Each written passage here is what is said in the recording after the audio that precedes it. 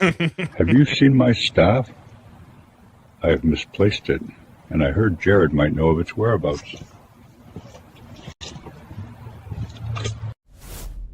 Bob Iger. He's gone. Gone? For good. And now, Josh tomorrow. CEO. The new CEO. Josh tomorrow? Yes. It's real. He's in charge. Everything changes. Step through the portal. The new LEGO Epic Universe set brings the park's dramatic entrance to life in miniature, complete with a glowing celestial gateway, sleek coaster track, sparkling fountain. Good evening. A downtown crash involving a touring mime troupe has left several performers injured and investigators searching for answers. Police say the mimes aren't giving any. Officers tell us the troupe... This Universal Studios Florida, where you don't just watch the movies, you ride them. Hold on tight for high-speed thrills, plunge into blockbuster adventures, and take center stage in heart-pounding action. Universal Studios. Meet Churrobot, the little helper designed to fetch fresh, warm churros while you enjoy the rides. With its friendly eyes and heated delivery compartment, it rolls up to the stand, picks up your order, and brings it right back to you. One more. Hopefully everyone is ready for a great live stream that's almost as great as my paintings. We'll just make a few more happy little clouds together.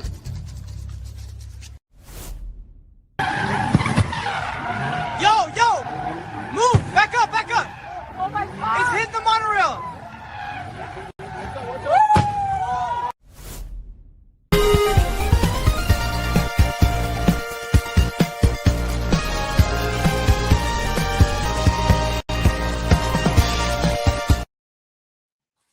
What's up, everybody? Welcome to the live stream and on Good Friday. Hopefully everything a nice Friday. I apologize for the late start. My computer was it was fritzing out on me. It kept making a bunch of beeping noises, and I figured you guys didn't want to hear that the entire time. And I somehow got it figured out. I actually didn't know for a little bit. I was like, I may have to switch computers, but got it figured out. Got all that worked out. But we have a good show. We got a good panel here. We're gonna have a good time tonight. I'll introduce everybody, and then I will talk about. I went and saw the Mario movie. I don't think anybody else on the panel did, but I'll just say, I think the negative reviews are coming from people who never played Nintendo. It would be my guess from both those movies. But before we get into it, introduce the panel here. We got Tones TV back on the channel. Tones, thank you for being here. And where can everybody find you? No, thank you for having me. Appreciate it. Always good to be back talking to you fellas. First time doing an episode with Vash. Nice to meet you, brother. Yeah, for those who don't know me, Tones TV. You could just call me Tones. I do a lot of movie and TV show reviews, breakdowns for episodes. We just got done doing a show called Paradise Season 2. Phenomenal TV show if you haven't checked that out. But yeah, if you guys want to find me on all social medias, Tones_TV, YouTube, TikTok, Instagram, go ahead and follow me there. Absolutely. We actually just OG and I were on for a was OG on there? We did a Harry Potter trailer reaction. Yeah. Talking about that. Yeah, I can remember. There's so many streams now. I can't remember which one. But yeah, go check those out as well. But of course, back on the channel, a favorite here. Excuse me, my armrest is knocking myself out here. Vash has been. I think this is the third time now. Always love having him on here. Vash Sky, thank you for being here yet again and bringing your expertise. Where can everybody find you out here on the interwebs? Absolutely. Thank you so much for having me. Yes, you can find me at Vash Sky ParkCast. We are doing some phenomenal stuff over there. Just got monetized, so that's pretty cool. And we just celebrated 2,000 subscribers. So thank you so much for everybody who has become a member and is super chatting and everything like that. You are going to be richly rewarded tomorrow because we're going to have a members only live stream for the first time. That's going to be tomorrow at 3 p.m. Eastern, and we have live streams at 2 p.m. Eastern on Wednesdays, and 7 p.m. Eastern on Thursdays right there. So you can definitely check us out, Vash Sky ParkCast, where we are having such a blast. Thank you so much, Jared, for having me on.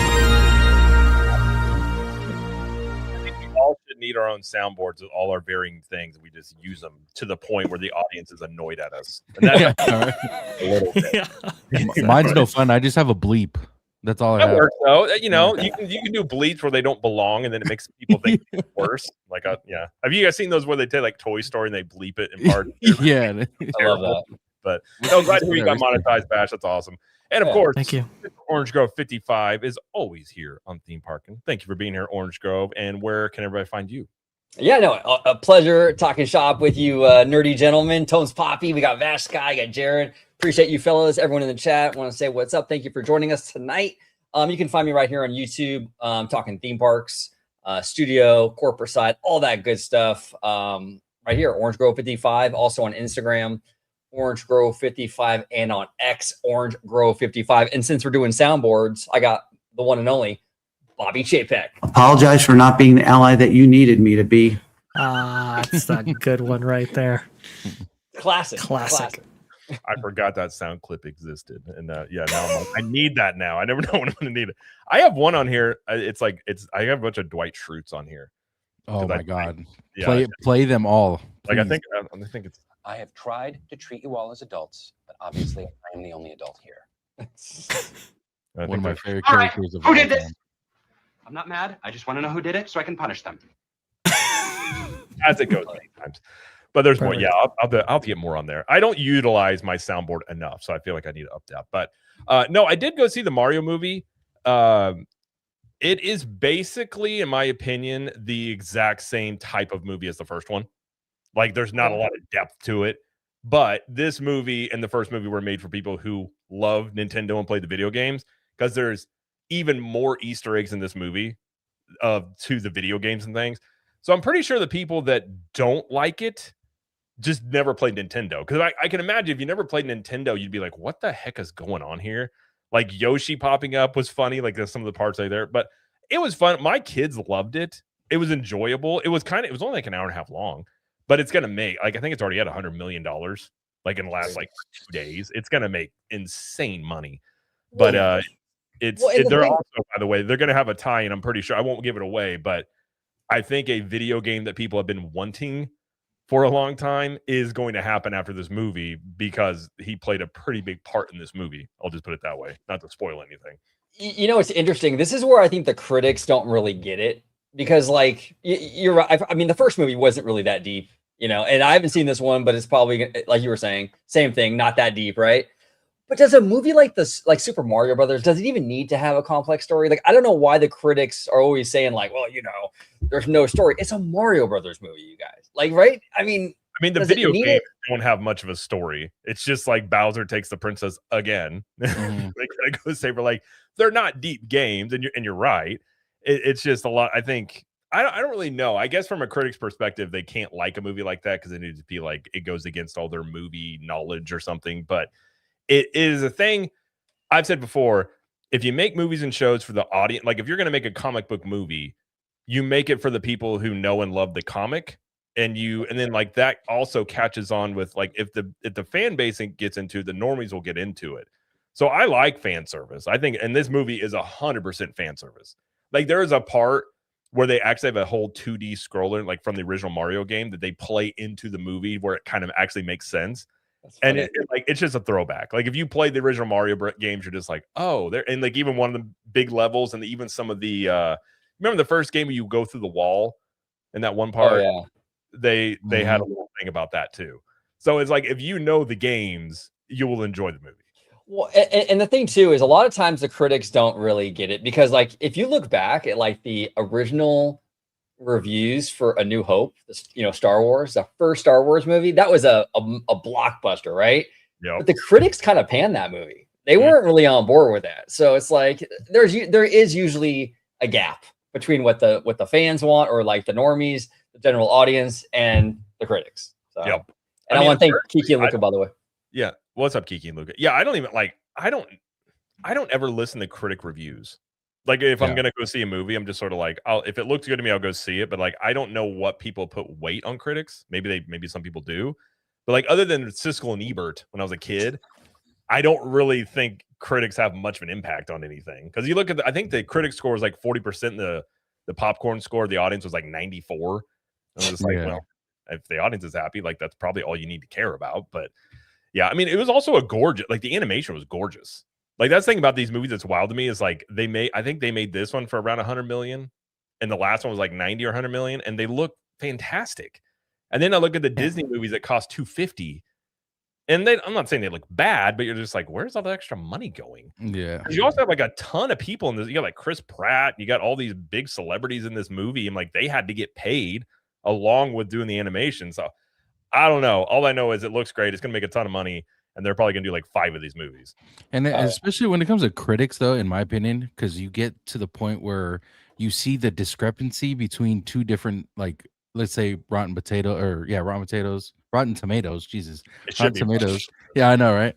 And IMDb, sometimes you see like one's a 9 and the other one's like a 6. It's like, what are we talking about? So there's always, I personally do stuff about TV shows and movies where I give you guys my opinion on it, and I always advise people to go form your own opinion on it. Don't not watch a movie or TV show because it has a 6 or a 9 or a 10 even, because it doesn't work like that. You have to. There's certain things that you like that other people don't like.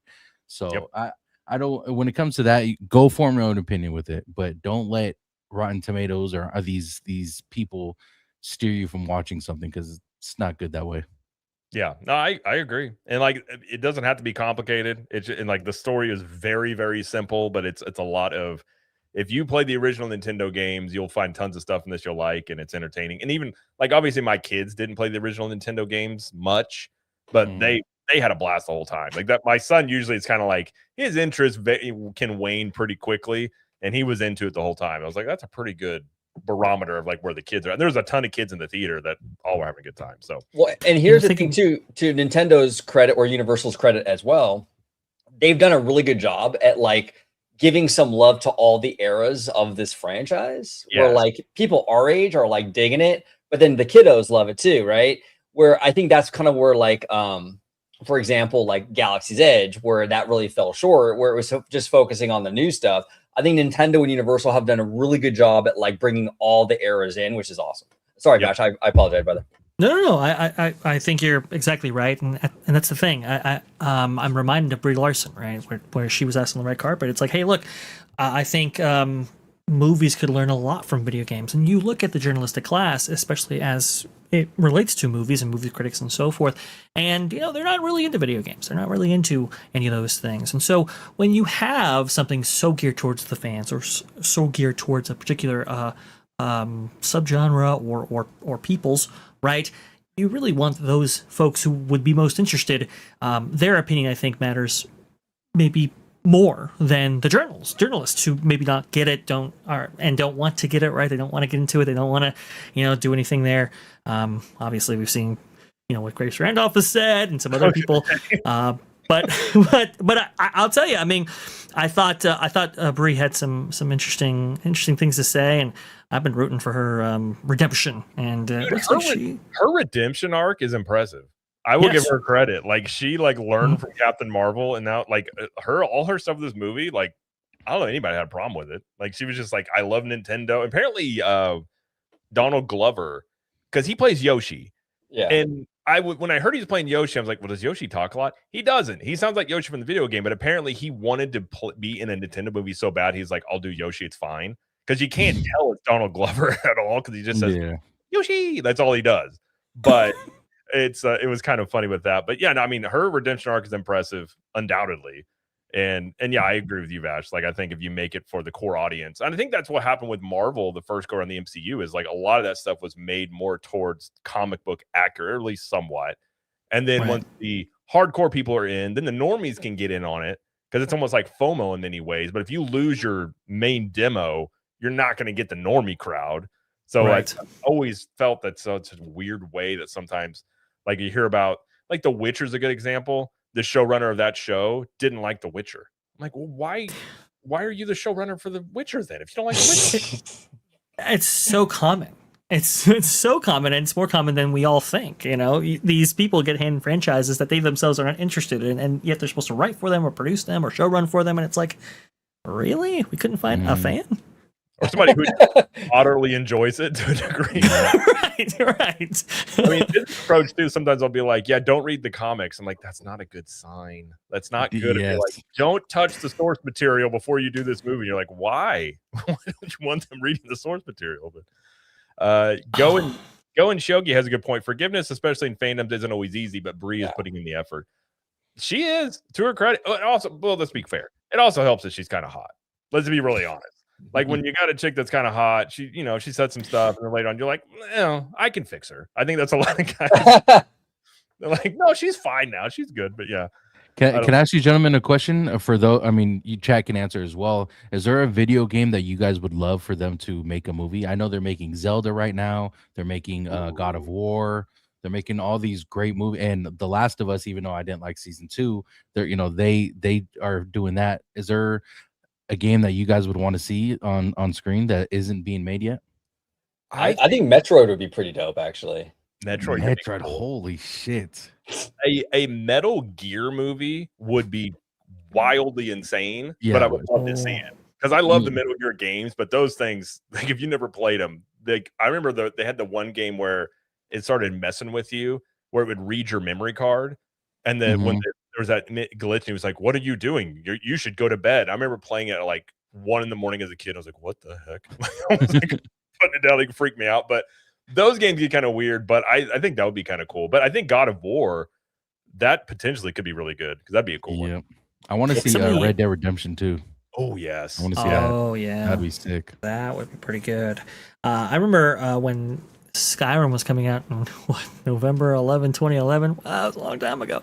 They had like this live action trailer for it, and it looked pretty awesome. And so ever since then, it was like, man, what would an Elder Scrolls movie look like? You know, I understand that Hollywood doesn't do fantasy settings and so forth, and you know, it'd be a hard pitch, but I would love to see it.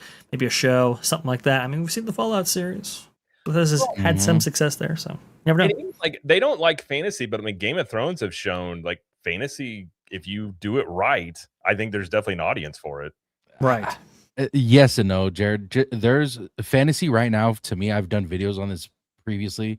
It's dying. The fantasy genre is dying. There's, of course, you can't do a TV show that is more than 10 episodes nowadays. Fantasy TV shows, you have to put the time and the money and the effort into actually making the show. It's just way too expensive for Hollywood nowadays. They literally, with the Wheel of Time, I've talked about this plenty of times. The Wheel of Time was one of the best ranked TV shows out. It's in the fantasy genre. It had 90s across the board, and they canceled it after the 3rd season, which was the best season. That was highly ranked because they didn't promote it well. It's a fantasy show that's expensive, but still got high ratings. They still canceled it without even blinking. So fantasy genre, unless it's something that is in the Game of Thrones universe or something that's very, very popular, it's not going to do well, especially if it's something that no one knows. Not a lot of people or not a lot of companies are going to put time and effort into making fantasy TV shows unless that is the case. Yeah, and everybody home, everyone I just want to say too, if you're into Game of Thrones, Tones is your man. Like his content is amazing. He breaks that stuff down. So make sure you subscribe and follow Tones Poppy. Go ahead, Vash. No, that's much better than I was going to say. I was going to say that we always have Rings of Power. So you know. Yeah. Oh yeah. Oh yeah. By the way, they just announced. Not good.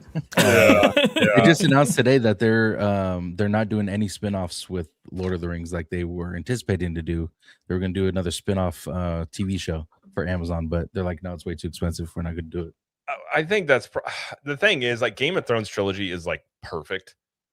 I just think like messing with that at all, and they're going to because it's a huge franchise on some level. But it's like, man, you're not going to do any better than what you did. Like that thing is like absolute perfection from beginning to end. I'm just, I don't know.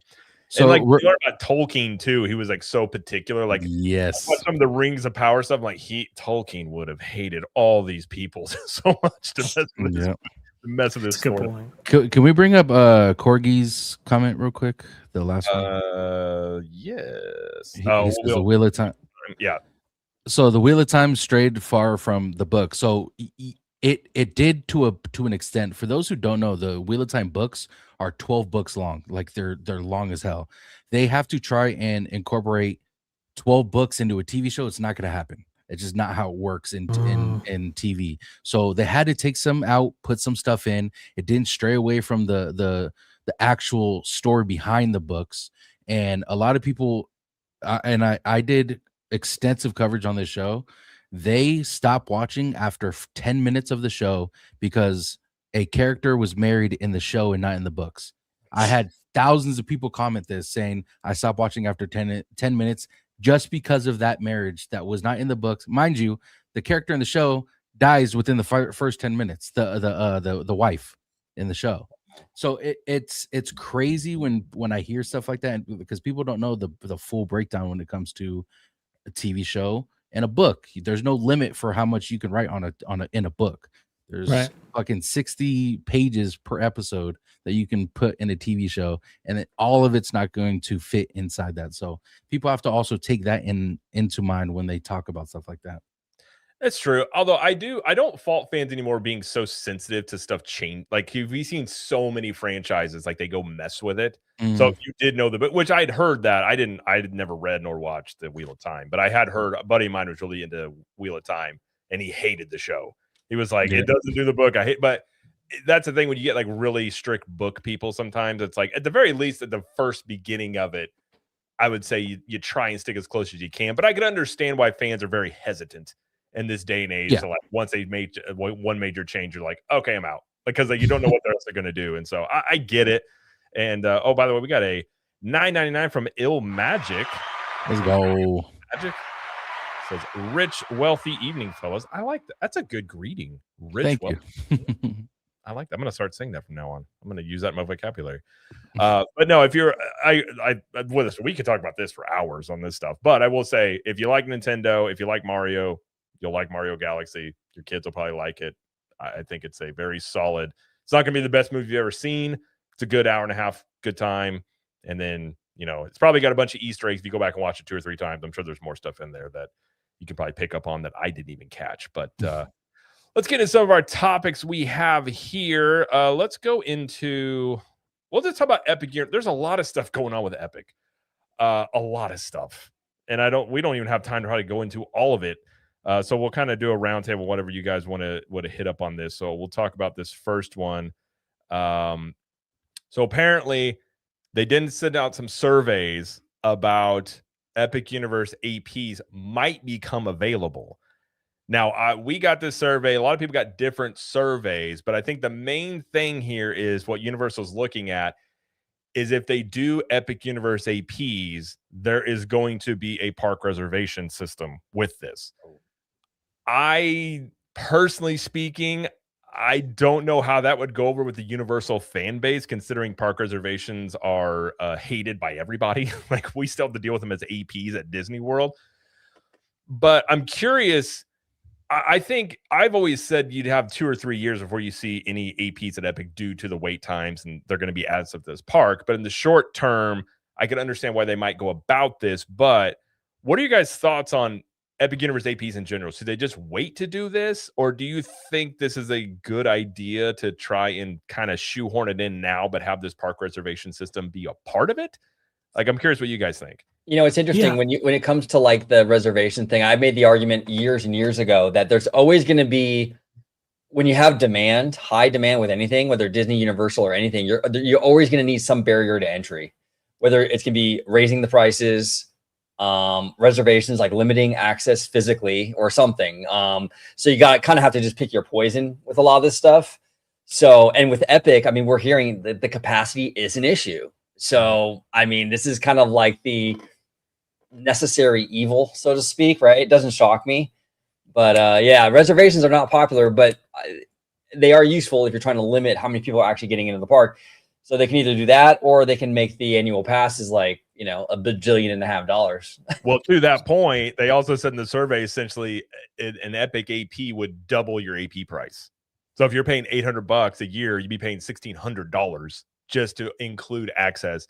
My question is, I can understand a park reservation system for me personally, but what would the availability be like? Because if you're paying double for your AP and you can't get into the park much, or when you go, the wait times are just astronomical, I also don't think many people would be happy about that. But you got any thoughts on this, Vash? Oh, yes, absolutely. I mean, Epic Universe is still in demand, especially from the annual pass holder side of the business for Universal, right? Because a lot of those people, having to pay tickets, if, at all to get access, I could definitely see the anticipation being very, very high for an annual pass holder option for Epic Universe. The problem for the park, though, is that you don't want everybody to come in at once. So how do you spread that demand out? This is where you get into reservations, right? Because you have a triangle, right? You have unlimited access, you have cheap prices, and you have what is the next one there. What is it? I can't think of it right now. It's 3-star material on demand. I guarantee you.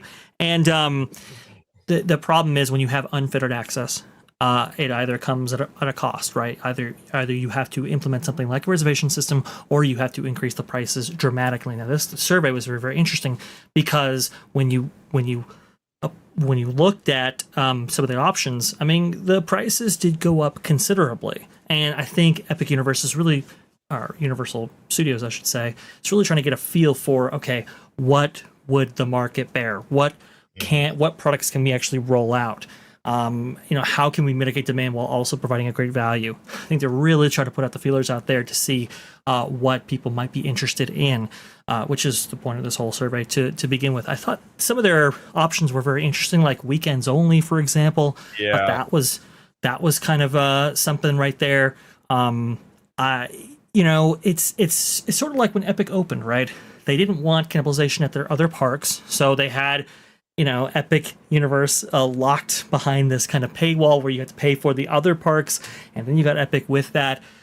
It's all about these mitigation of demand measures for a park that, well, is very young in its infancy and has been having a lot of operational issues that they have to contend with even today. Well, I think it's also very smart too, locking people in. I've never seen another company do this, but locking people in for multi-year APs. That's smart because when you have an off year where maybe there's construction going on or maybe nothing new that year, you already have a annual pass base that's already going to show up because they're locked into a 4-year plan. Didn't they do that at Hollywood, Universal Studios Hollywood? Didn't they offer like a 2-year or 4-year annual pass? I thought I remember reading that like a year ago.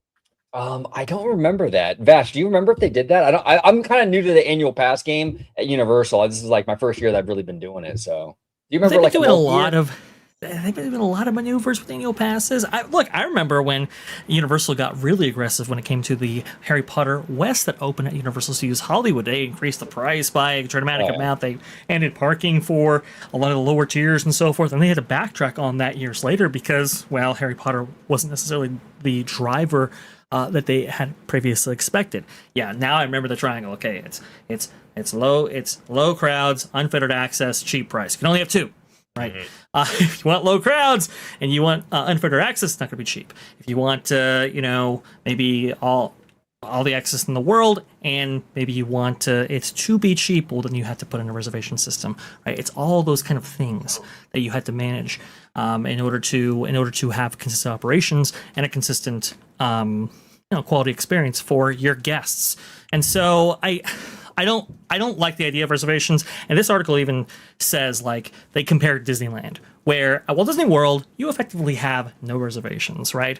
I believe Saturdays at Magic Kingdom are limited, but other than that, you basically can go whenever you want per se. Disneyland, that's a whole different story because you simply don't have the capacity afforded to the people who want to go, and that could be kind of a huge issue for people maybe buying into the system thinking, oh, I can finally go to Epic Universe whenever I want, only to be locked out when those reservations go like that. I think demand will wane. I don't think a reservation system would be permanent like it has been at Disneyland, simply because the demographics, the amount of people going, all of that is different, but you never know.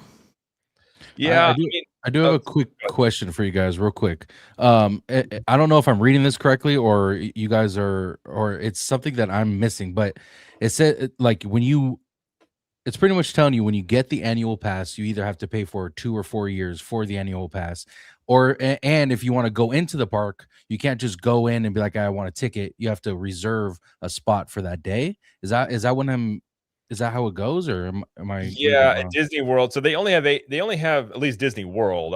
Disneyland I know is different. So APs have the park reservation system. So if you want to go, you have to get one. But I haven't run into an issue of like where you can't get one outside of if it's like an insanely busy day. Like the other day we went on a day trip, and as we're driving over there, I was like, oh yeah, I forgot a park reservation, and I could get it. So it's not, and even like when I renewed my AP, they just said, oh, here is your park reservation for the day. Like they have plenty for the most part. But they did have it initially where everyone had to have one, which was a lot of confusion because people were buying day tickets and then they also had to make a park reservation. And some people had bought day tickets and then they didn't have park reservation. Yeah. Okay. Oh, and it was causing a lot of confusion and issues. So like, I get it as well.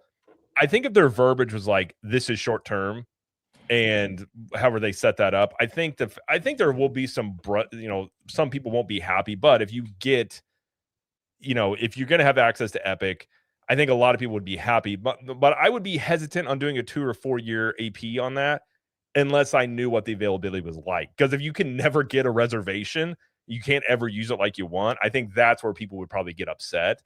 And you got to think too, Universal is much more AP heavy than Disney. So I think on any given day, it's like, it might be, is it 10% Vash? Do you know? I can't remember. There's 10 or 15% on any given day at Universal can be like APs in the mix. And Disney's is a little lower because they're more like worldwide destination. So you could have a lot of APs coming if you don't have a reservation set up for a park that already has capacity issues. Right. I heard it was a lot more than 10 to 15%, at least from what I understand. I've always heard that Universal Studios out there in Florida has a little bit more local, to your point, Jared, than maybe Walt Disney World because of international visitation and worldwide destination, all of those things, but also to that limited capacity right there. That also adjusts your percentage, right? Because you have. Even if you have more annual passes, let's say on the system, they might not show up in the same percentages because you have so much more capacity at a place like Walt Disney World than Universal. Whereas Disneyland, I think it's 75% of all of the annual attendance for Disneyland comes from within 250 miles of that resort. So that's Is it really that high? Yeah, I knew it was high, man. That's oh crazy. yes. Oh, okay. It's absolutely high. There's no question about that. Tones brings up a really interesting point about this, the 2 year, 4 year requirement, right? Now, I think in this survey, they actually say that if you buy into 2 years or 4 years, it'd be cheaper than buying into individual years. There's no question about that. But do you think this is a response? Because the way I saw it was twofold. One, you have a lot of construction going on at Walt Disney World, and they're saying, hey, look, listen, maybe you don't want to go to Walt Disney World in the foreseeable future. Why don't you go ahead and come with us and be on this journey for 2, 3, 4 years and so forth. Also, too, Epic and Universal might be going under the knife for their own expansions. And so to keep people to buy in and not have them, delay their purchases, maybe having them buy into those 2 year, 3 year, 4 years might be very, very smart. Was that kind of what you guys thought of that? I had thought it to a degree because not only do you have the currents that they've announced, and that probably is our next thing we can talk about, which is they're getting ready to start Demolition on Lost Continent. And the rumor there is that that's going to be a Pokemon land. So you're going to have Lost Continent. You're going to have the Fast and Furious coaster. Then whatever, they're going to do something with Supercharged. Then you've got 2 different projects seemingly going on at Epic Universe for expansion. So you have a lot of stuff going on at Universal. That could definitely be something they're looking at doing, because they may have also seen before Epic opened, which can happen too. It probably happened to Disney. Your attendance can wane a little bit because people can just be waiting for these new things sometimes. But it's an interesting thing with Epic Universe just open, so it may not be as much. But I think that legitimately could play a part in this. of just trying to lock people in to, instead of what, like you said, instead of waiting, you get a little cheaper rate. You can still go and do a bunch of stuff. And in the meantime, they're getting more revenue. And I also think part of this is undoubtedly they've had really record-breaking quarters ever since Epic opened. Mm-hmm. Coming up on the 1 year mark, and they still are going to want to show revenue increases. Yeah, they of course want to show a flat revenue or even down, and throwing APs into the mix here is going to help them bump up revenue. So I think there is part of that incentive on their end to always try and be, like stocks. You always have to show more revenue, and if you're not able to push the attendance where you want yet, you're kind of left in this game of like, well, how do you scrape together more revenue? This would be one of the levers you could pull to kind of increase revenue, kind of continually showing more quarter after quarter. Is Epic Universe struggling with attendance, like people going in and out of the park, or? It's not struggling in this facts. It's struggling in the sense that like high wait times, and they don't have this park. Like they want 40 to 50,000 people in this park. The last I had heard was they might be somewhere in the 20,000, maybe 30,000 per day range. So they're not, but they can't really push it much more because these wait times are hitting, you're hitting like 100 minutes for Yoshi's Adventure. Yeah. On a spring break, with that ride is not worth anything more than like a 15-minute wait. Mm-hmm. So you already have these wait time issues. So it's like this balancing act of demand versus capacity, and then looking at throwing APs into this mix is why everyone's just like people have been wanting it, but do you want to go to a park where you're waiting 100 minutes for everything too? Is the other side of it. Right. Yeah. And that's why like Universal or Comcast executives are saying, we're not at full capacity just yet. I mean, they're not even close because of how many technical issues that they've been having with their various attractions and so forth. Each individual attraction can't run necessarily at Mexican capacity, and even like staff and so forth. That's been difficult to get people hired up and trained up, and that can slow down operations as well. So to your point, Jared, I mean, you are buying into that system. and again, if you impose something like a reservation system, which I think you would have to in order to balance out tickets, ticket holders and annual pass holders, well, then that's less to go around for you, and you might have some impromptu blockout dates that you weren't anticipating when you bought in.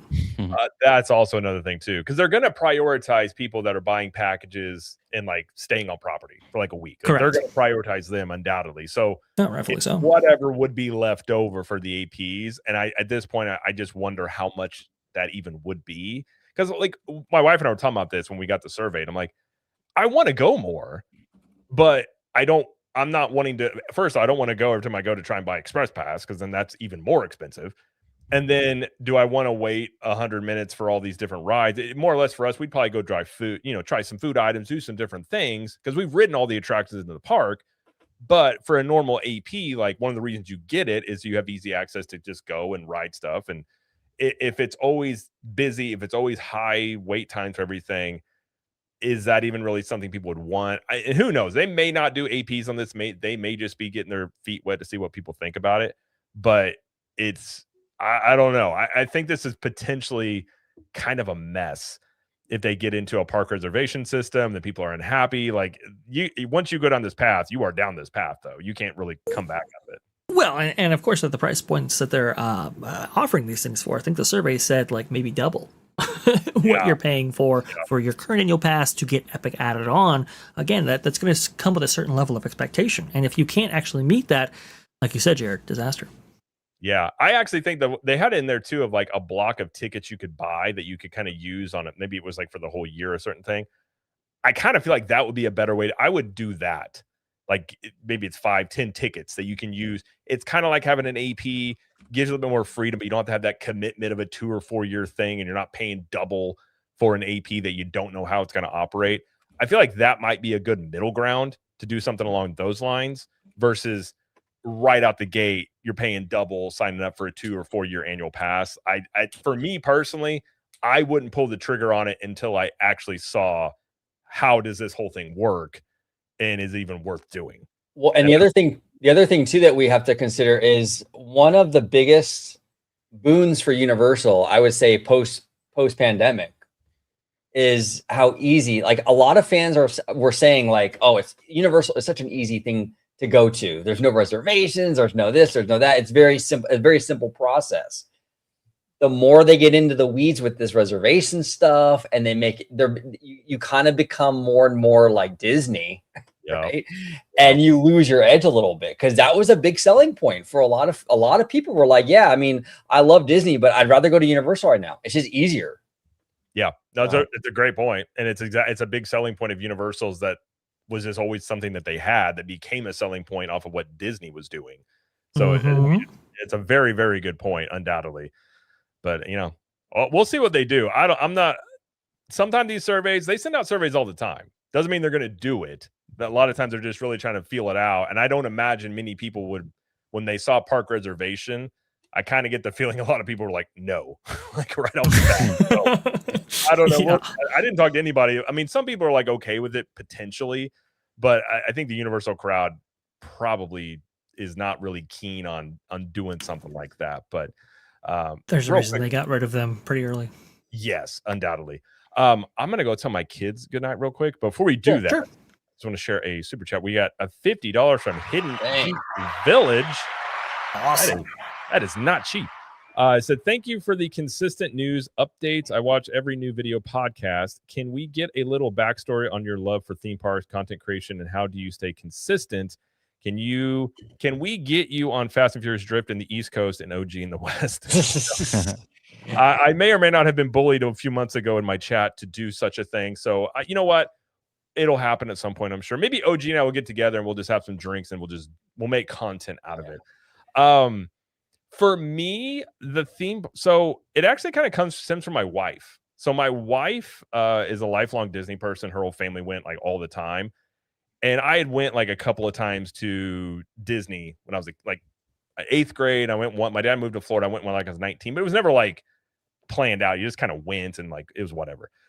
So I married my wife, and then she wanted to go on she got a bonus from her boss, and she wanted to go to Disney.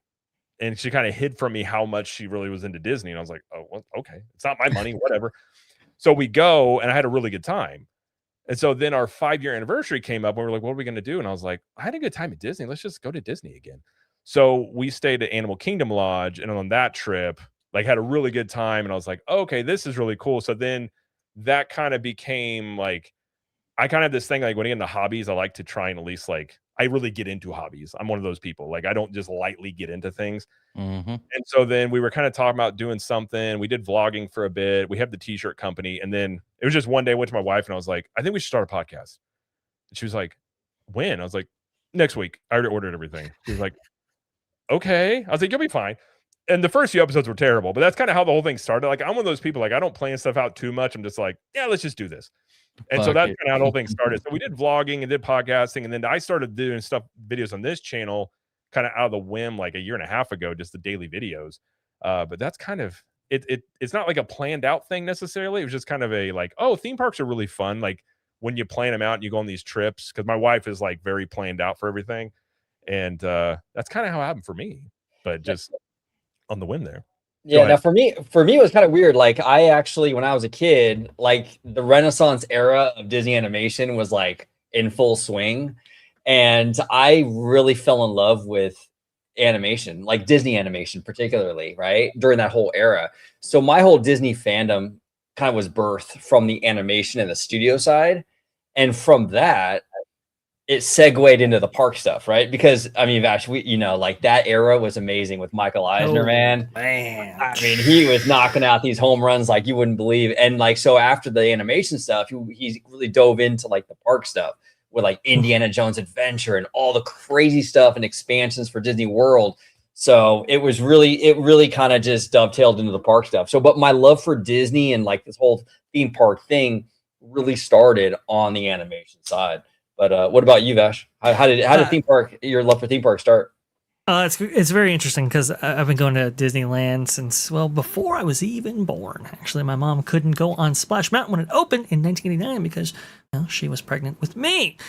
So that's so I've been going since, I mean, forever, literally on an annual basis. But I really didn't start to get really into it until about 2005. That was with the 50th anniversary celebration, and it was just a great celebration. But what they had in the Opera House right there, where they had the old map, right, and it showed you what the park was like 50 years before that date right there. And they also had that Steve Martin video that played in the Opera House as well. That whole thing, it was like, wow, this place has quite the unique history. I want to go ahead and learn more about it.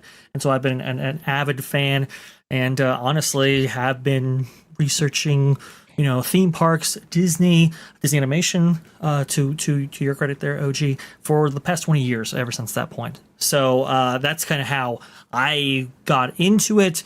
And so I had always been around Disney community and all of that. And then OG was like, hey, you know what?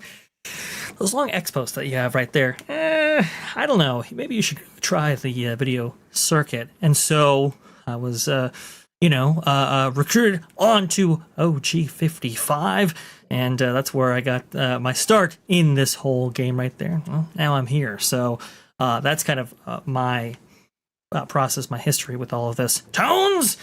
I know you're not maybe the biggest theme park fan, but maybe you can speak to your passion for movies instead. Yeah, of course. Well, I do have a new love for theme parks, and we've over the years. So I've been being on OG's channel talking about the parks. I found a new love for theme parks because I love going there, hanging out with the boys, and just and not just the boys, but people in general, friends. It's just a lot of fun. But movies and TV shows. So one of the biggest things that we used to do as friends was call each other about Marvel stuff.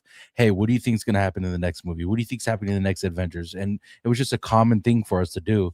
And so we started doing that, and then I started watching Game of Thrones consistently, and I posted a video on this is how my channel started, by the way. My TikTok and YouTube was, I started a TikTok just to keep an eye on my niece, make sure she was being okay, no one was being weird in the comments. So I started a TikTok.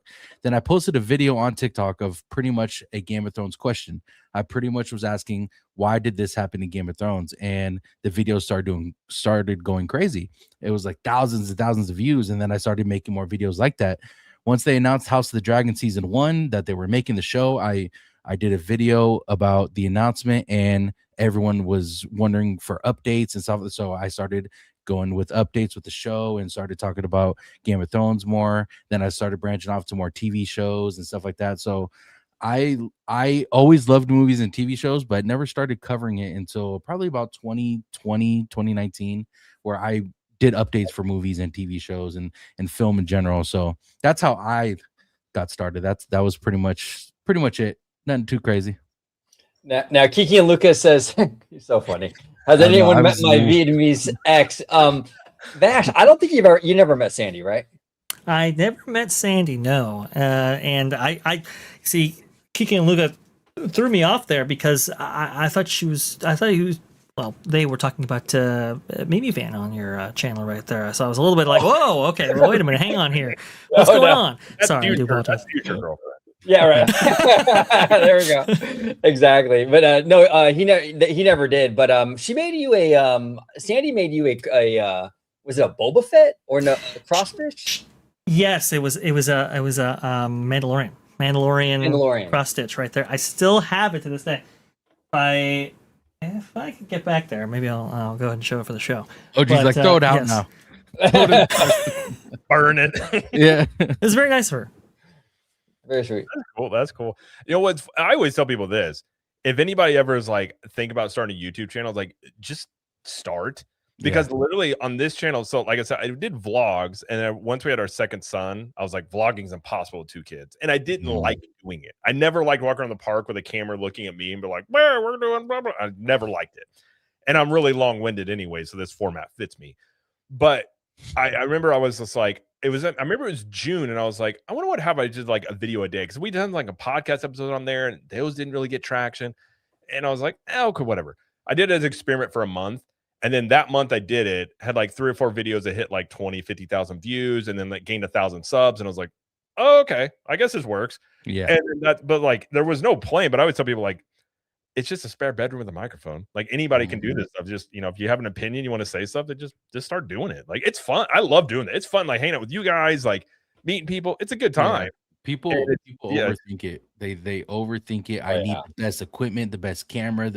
No, there's plenty of people with a fucking iPhone where they post stuff on YouTube just by recording from their iPhone or their Android, and they get thousands of views and thousands of followers. You don't need the best equipment to start YouTube or start anything. Just do it. Just do it, because your first your first stuff is always gonna suck for everybody. Oh, it's terrible. Your first stuff's gonna be awful, and it lives forever. Yeah. No, exactly. Now, Kiki Luca loves making fun of me. Was I being catfish? Is she real or AI? Here's the thing, Kiki Luca. I keep my personal stuff very private from the channel. So I never brought her on the channel, and she didn't really even want to be on the channel. She's not really into this kind of stuff. I mean, she was into the Marvel stuff, but she wouldn't dive nerdy like this about theme parks and all that. But yeah, I tend to keep that separate. So yeah, but so she was AI. She was AI. Confirmed. She was a creation of Sora. Yeah, there you go. Go ahead, Vash. No, I was going to say, well, I never met her. I can assure you that she was a real person. She predates the AI, so that's how you know she's real.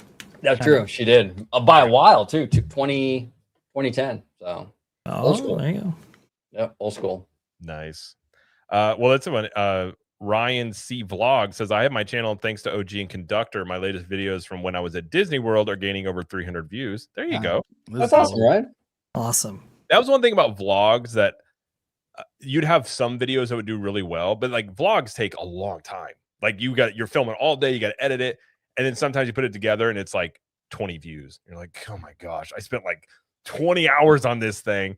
And yeah, it's just, I like this format, but I definitely respect the vloggers. It's just not something like, it's just not for me. Like I just, and then what I always hated, like, we're going around, like you see a pack of vloggers and like, no hate against them, but I was like, I'm one of those that are going around and people like probably judging me by going around. And I also found it too, when I was vlogging, I wasn't like actually experiencing stuff. I was just, everything was through the lens of like the next shot this. And I was like, I figured out, I was like, I'm not really enjoying my time in the parks. It's all about the next shot. And I noticed when we quit vlogging, it kind of was like a lot more fun to just go and experience it. And then you can talk about it later, sort of thing. But that's just my point of view there. But all right, well, let's go into, I mean, I would talk about, there's really not much to say on, unless you guys want to hit those permits for Epic Universe. We know one of them's for Ministry of Magic. There's another one that popped up that I will say the interesting thing about it is it popped up and then it was taken off of the Orange County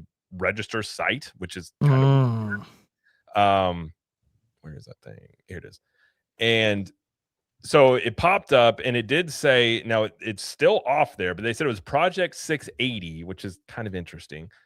And then they did say it was for an actual attraction. It was masquerading for a future attraction known as Project 680, which is separate from the Ministry of Magic one we already knew about. Gotcha. So to me, now I've talked about before, I was told months ago that the next thing after Ministry of Magic was going to be Super Nintendo World. That could have changed because things change a lot. So I would not put that in stone. But I think you're looking at Super Nintendo World or Dark Universe. I don't think Isle of Berk's getting an expansion before any of those. So I think those are your two things you're looking at. I will just add, I believe internally, I think Vash, I think I'm right on this. The Zelda project for like Project 675 at one point. 680 is not far off that, which does kind of, to me, point to maybe it's Nintendo related, maybe it's Zelda related, but that's also just speculation. Who knows? But sometimes those project names and numbers can kind of give you a little bit of an idea sometimes.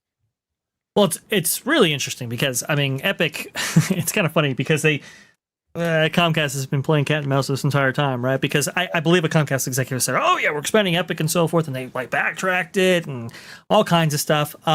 This is clearly a park that has a lot of demand, but not necessarily a lot of supply.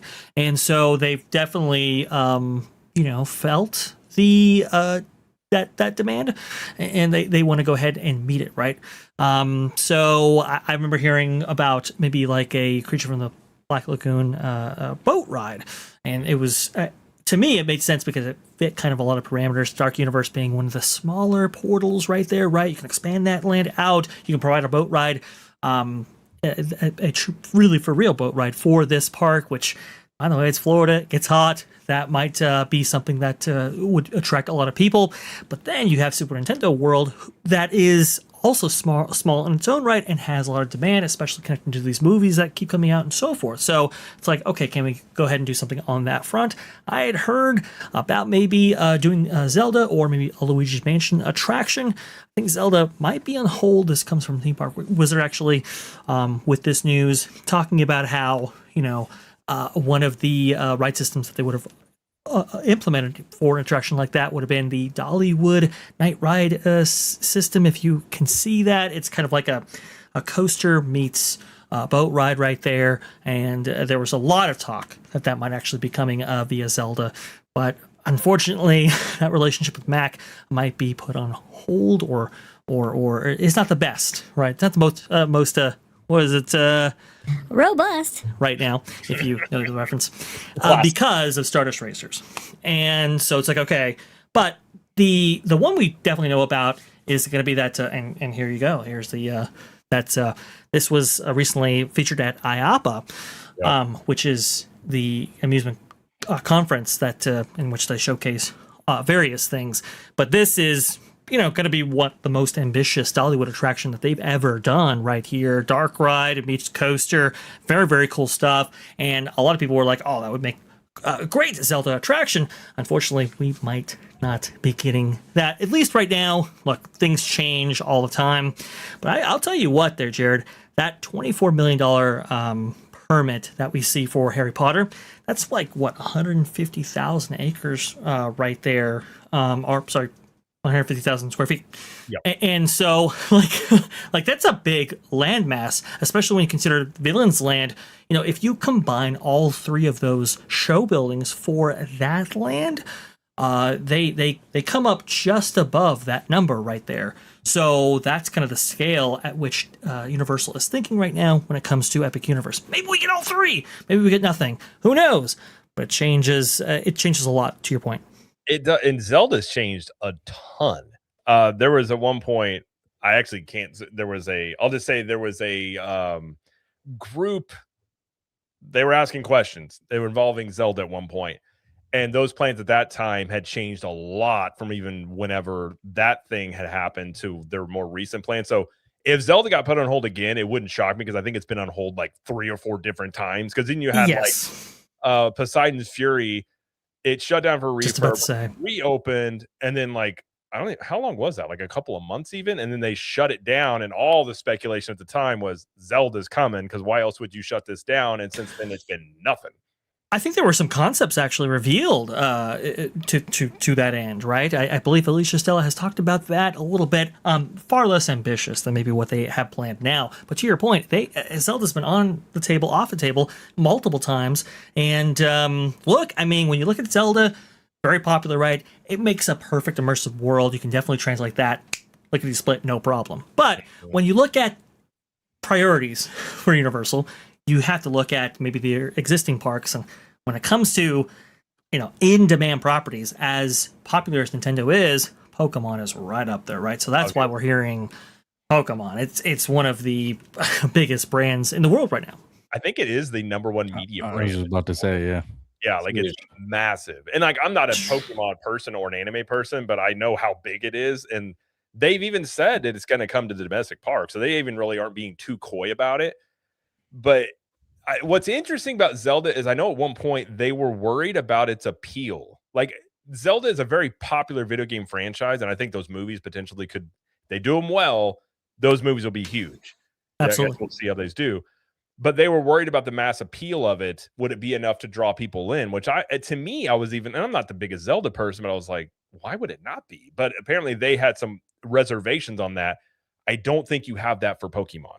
So I think Pokemon, if you're looking at those two, I can understand why if they're pushing Pokemon ahead, then you have the Ministry of Magic, which I was also, what I'm hearing as well is like that's a broomstick style ride. I don't know if it's a coaster or whatever that apparently in that expansion, which 150,000 square feet is roughly like 3 acres, which is huge for an expansion.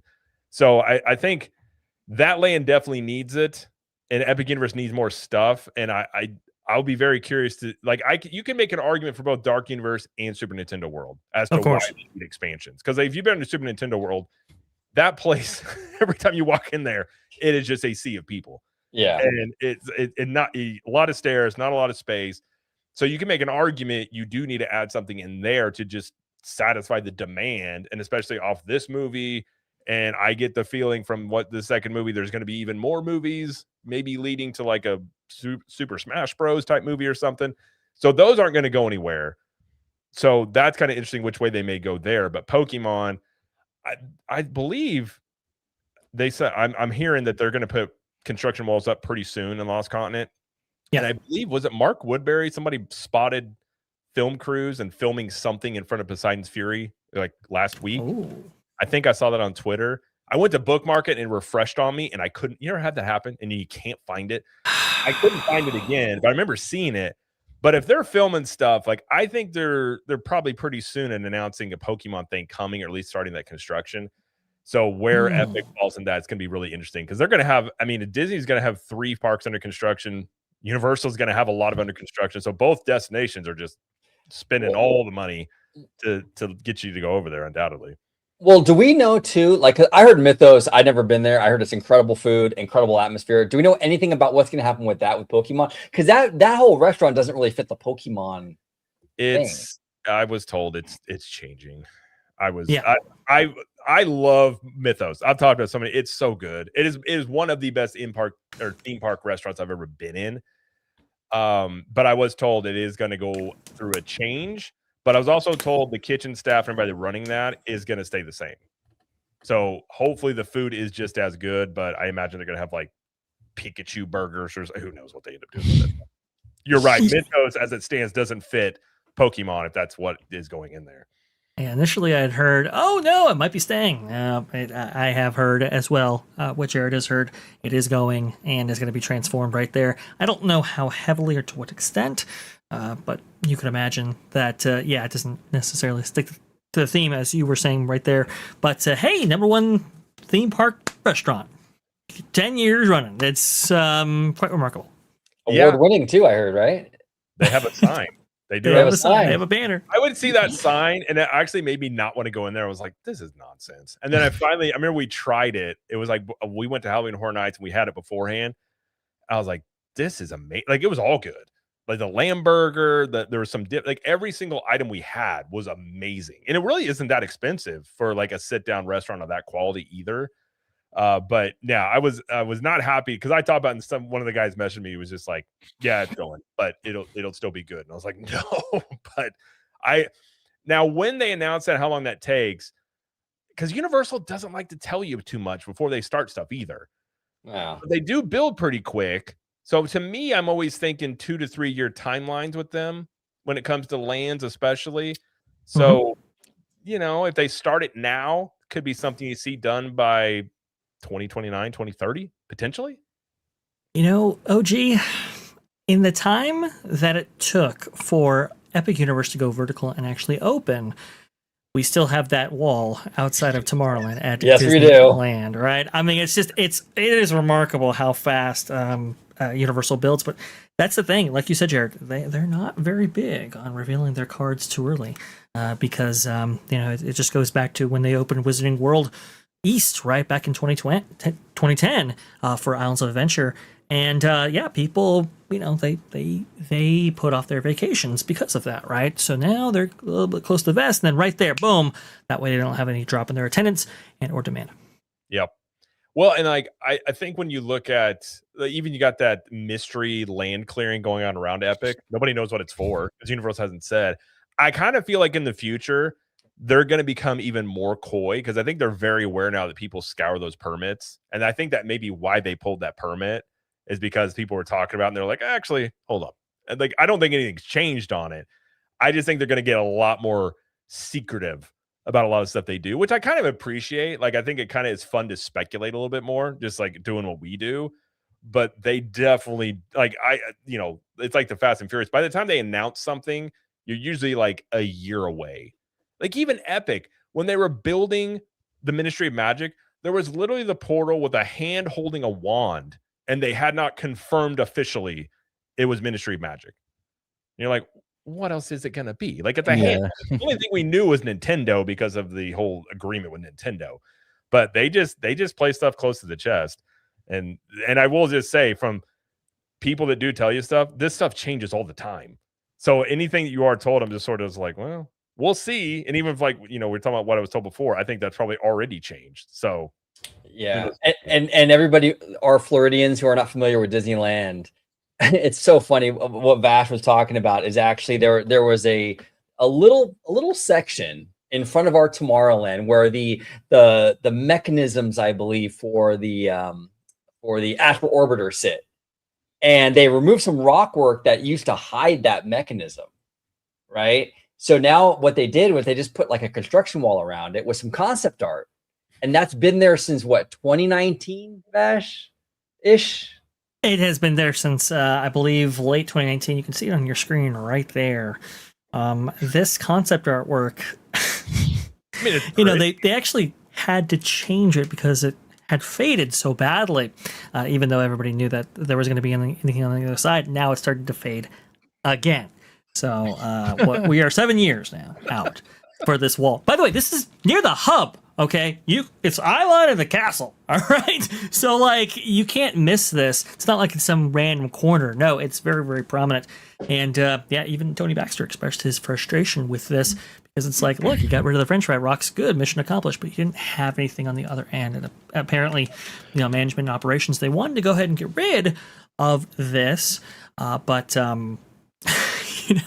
they didn't have approvals for the other half of this. Mm. Well, maybe eventually within 10 years, maybe at the 20-year mark, they'll get to it, or the decade mark, maybe. But maybe that's still waiting for People Mover, so I don't even know if that's going to be that is enough, a shame you guys lost your People Mover to that. What they call that thing, the coaster? What they end up calling that? Oh, rocket rods. Yeah, and they didn't think about the engineering of that, how that would break down. Really yeah, I only went on that maybe 2 or 3 times. Did you ever ride that, Vash? Rocket rods? I did. I was very fortunate in having ridden it, like, I think it was 5 or 6 times, way more than a lot of other people had the privilege of riding that ride, because it was like 3 to 5 hour waits, and then you would get to the end of the line and it would actually close down. So that was that was no good right there. Very low capacity, and yeah, did tremendous. Just when they lost their sponsor after the test track situation, it really did that attraction in from day one. How fast did that go when they made that fast? Oh, well, I'll tell you, Mario Andretti was there for the opening in order to showcase that speed. Let me go ahead and see right there if I have a top speed for you, because that's interesting. The frustrating thing, though, about that attraction was that they used the old People Mover track, which was a slow attraction. Right. So they didn't have banked turns. Right. So every time we hit a turn, the thing would have to slow down. Oh, right. 35 miles an hour. 35. Okay. Yeah. Not bad. Which, on an elevated platform like that, it's actually pretty good. But it was very unthemed, right? And when they lost their sponsorship, as OG pointed out, they couldn't actually bank those turns. And remember, this is 1998, so those computer systems just couldn't keep up with managing multiple ride vehicles on that track, those constant stops and starts. They went through a lot of different brakes and tires, so it was a maintenance nightmare. And when they took it down to maintain it and to increase its operations, they found that there was damage that couldn't be overcome with a quick fix. And that's when they ended it. I think it only lasted 1 season. Crazy. That's a short sight there. Well, we do have some tidbits here from Theme Park Wizard in the chat. What's up, Theme Park Wizard? He said a few UOR projects.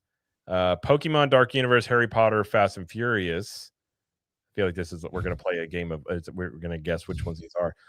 And the 90 Acre West Parcel Mass Grading Project. And then he said a few U.S. Universal Studios Hollywood projects: Hotel, Pokemon, Security Hubs, How to Train Your Dragon. So there you go. I mean, Wizard's always up on these things.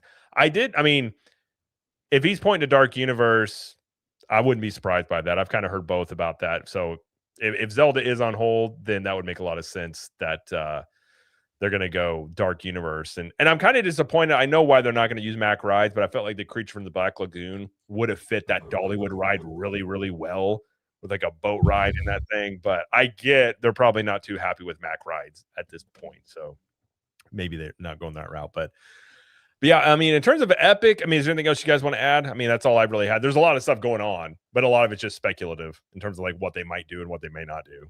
Well, fortunately, Stardust Racers is, I saw it was up to 7 or 8 trains, and about 1 minute dispatch times, which is very, very good. After coming back early from refurbishment, that's good. Also, to another security, metal detector in order to process people faster. So it looks like operations have been, are in the process of being restored, and maybe even will ride better than it where it was. We'll say onboard audio has been a little hit and go. And I think that just reflects the ambition of this coaster as it is a Mack Rides coaster, right? I think this is certainly the biggest project that they had ever undertaken. They usually specialize in family attractions and coasters and so forth. So, maybe bit off a little bit more than you could chew. But look, I'm very excited about the future of this park. It's just, it's got a couple of growing pains now. Yeah, which it's to be expected with a new park. And I was actually going to mention this too. The Summer Night Show is more, I think it's debuting as well this year because they did put in some job openings for fireworks technicians specifically for Epic Universe. And then they have trademarked that Celestial Goodnight trademark name. So I think that's coming as well. And they also put a bunch of utilities and paved over the peninsula back there for shooting off fireworks. So I think that's coming. So a lot of stuff's coming to Epic.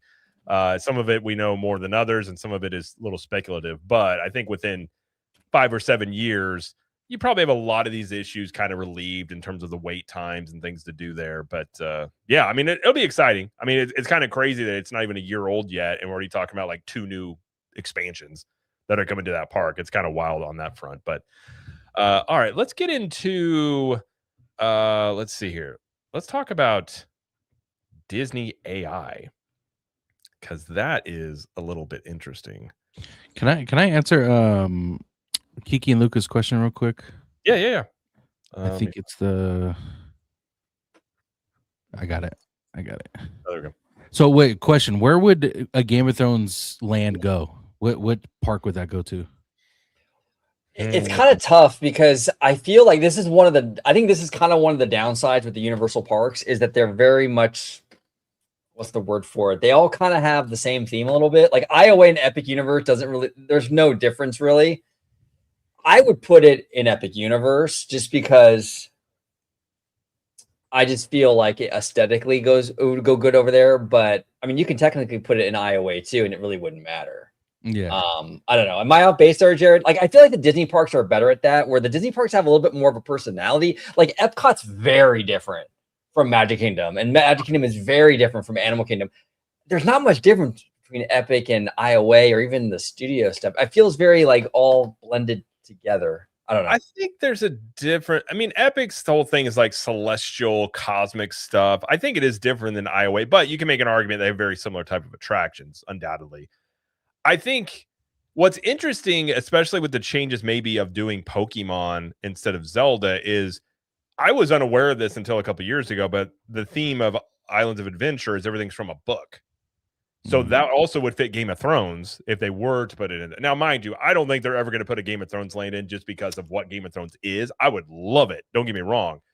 But I think IOA could work.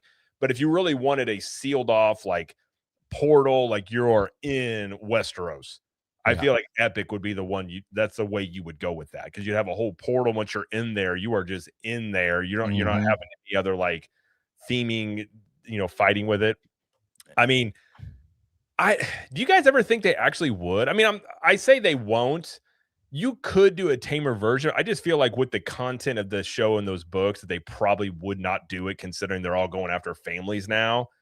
But it would be cool if they did. I mean, potential stuff they could do there would be pretty awesome. It'd be awesome because it's Westeros. There's different sides of Westeros. There's ice in the north. There's sun in the there's King's Landing and the Lannisters and Castle Rock. There's so many different places in Westeros where you can theme it to make it look like Westeros. And of course, if there's rides there, like, why not use the dragon ride? There's a dragon in the show where you can make it, hot in certain areas, make it look like they're blowing fire, or there's plenty of things in the show where they're using puppets and telling a story. It could be like a part, like a show where they can show that actually telling the story of Game of Thrones. So I think it would be a fucking crazy land. But you are right. I could see some controversial topics or conversations because of what's in the show, but aesthetically, man, it would look beautiful. I mean, aesthetically, it would be awesome. I mean, the closest you might get to it, Isle of Berk has some dragons that, like, that whole land has a bunch of dragons that do different stuff. So, like, if you're looking for Viking and like kind of that fantasy thing, Isle of Berk's probably it. Although, I feel like if they were going to do a land on a fantasy scale, it probably would be Lord of the Rings, a little bit safer. I would love that as well. But I mean, I feel like, as much as Game of Thrones, it's an interesting property because it does so well. Even Universal, I don't see them like pulling the trigger on doing that, even though they probably could get the rights to it at this point. They probably could. And Universal is a more adult, kind of edgier brand, but that franchise, like you're saying, Jared, even for Universal, I mean, what happens in these books, and you're like, well, You know, but I'll tell you, I mean, Comcast did want the Warner Brothers Discovery deal for themselves, right? And part of that was because of the plethora of IP, that one of those being Game of Thrones under that banner, and it was something that Warner Brothers was very proud of. Obviously, having showcased it, I think several earnings calls actually. I think Universal, if they were to get the whole piece there, which they were never really in the runnings for, which was really unfortunate. But if they were to get the whole library, then it's like, okay, maybe we can go ahead and translate this. I know they've been trying for Lord of the Rings for quite some time, so don't sleep on that either. Yeah, would the stumbling block with Lord of the Rings be the Tolkien family more so than Warner Brothers? Yeah, it would be the Tolkien family. Because I know they have an outstanding relationship with Peter Jackson. Actually, Peter Jackson contributed very heavily to Kong Skull Island, right, over there at Islands of Adventure, and the pull-through that you had at Universal Studios Hollywood is very instrumental in getting that translated right there. So I don't think it would be necessarily a broad rights issue, but certainly the family would have a say in it. Yeah, I could see that. I can see, I could see Lord of the Rings, like say Halloween Horror Nights or Fan Fest type things. I think they would do it for that, and I could see that being a thing. I just don't see it coming for like a full-on land in a theme park at this point, but maybe down the line they do. But yeah, that would be cool either way. I mean, I think even some people in the chat said like I would book a trip immediately, and I'm like, I think Tones would move to Florida. Yes, absolutely. 100%. Tones just got the U-Haul ready to go if they bring that. Like, why are you moving? They got Lord of the Rings. I don't know what. Hey, maybe Lord of the Rings too. You might be right on. I mean, yeah, absolutely. I'd be all for that. Okay, why is this not showing here? Okay, I'm gonna try and bring up the story that is not. Okay. Well, all right. Give me 1 second. Why is this? No, you're good. I tried to share my screen and it's not sharing my screen. But yeah, to sum it up, Kiki and Luca, the land would be great in my eyes, but there's controversial behind it. It would be controversial behind it because of what the actual show is. I think you get into a little of the incest stuff. Yeah. Like, well, you head back to the future in the parks. You're like, well, true, but a little. Yeah, I mean, even Star Wars a little bit with Luke and Leia, So. I want to see to this day. I love the idea of like, I want to see how things were pitched. Like, I want to see Supercharged pitched and how that went and how people were like, let's do it. Because I'm like, what? How did that happen? I want to see Back to the Future's pitch to like the first people that want to make that movie. And they're like, hold on, the mom and the son, they're like, yeah, but hear me out. They kiss, but then it's like brother and sister. And they're like, well, okay. You say that, Jared, but Bob Gale and Robert Zemeckis took their scripts to a lot of different places, including Disney. And Disney at the time said no because of that specific situation right there. I can imagine. Yeah, and Bob Gale was like, you know what, we're not taking this out. It's part of the comedy, it's part of the fun, and so forth. And so Universal picked it up. But yeah, I mean, there was some even back in the 1980s, early 1980s, they had issues. Yeah. By the way, real quick, the Game of Thrones technically doesn't have any the TV show Game of Thrones. Obviously, the history within Game of Thrones there is, but there's no incest in the actual Game of Thrones books yet. Because they haven't been finished yet, but in the show there is, yeah. Oh, they didn't have that in the books; it was just in the show. No, so spoiler alert for those who have not seen Game of Thrones, where Jon Snow gets taken out as the commander, where he gets killed by the kid. That's where the books end, right there. Everything else is just made up by D&D.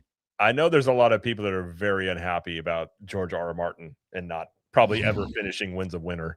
Oh my God, I've gone into so much detail about it. I don't think he'll finish it.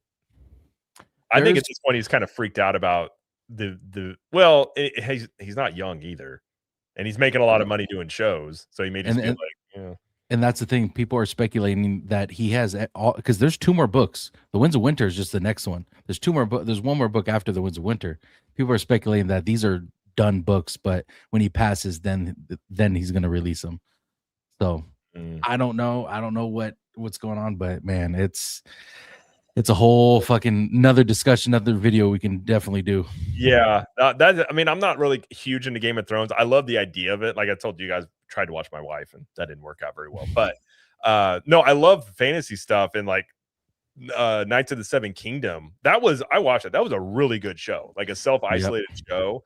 If it was more stuff like that, I could get in. I'm just one of these people, like, I don't like horror movies, and when it gets really dark and like there's just, I don't know, some of the stuff I'm just like, I don't know if I need this. But Knights of the Seven Kingdom, I love that. I thought that was awesome. But before we get to the story, we do have a 5 from Ill Magic.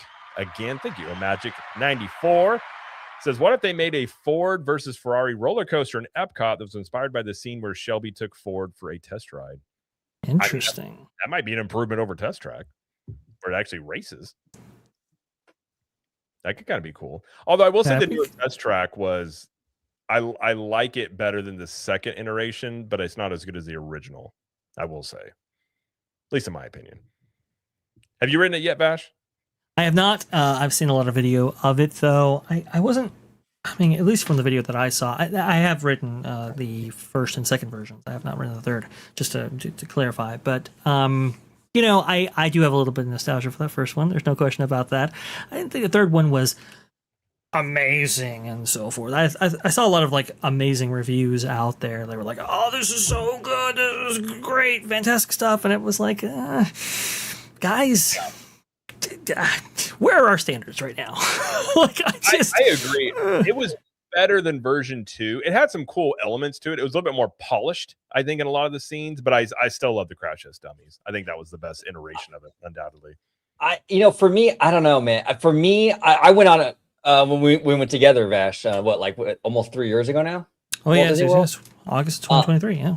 Yeah, and I don't know, man. Like that ride system, like we're so used to like, Cars Land, like Raider Springs Racers and stuff. I know. And it's just utilized so much more creatively there, and it's so much more immersive.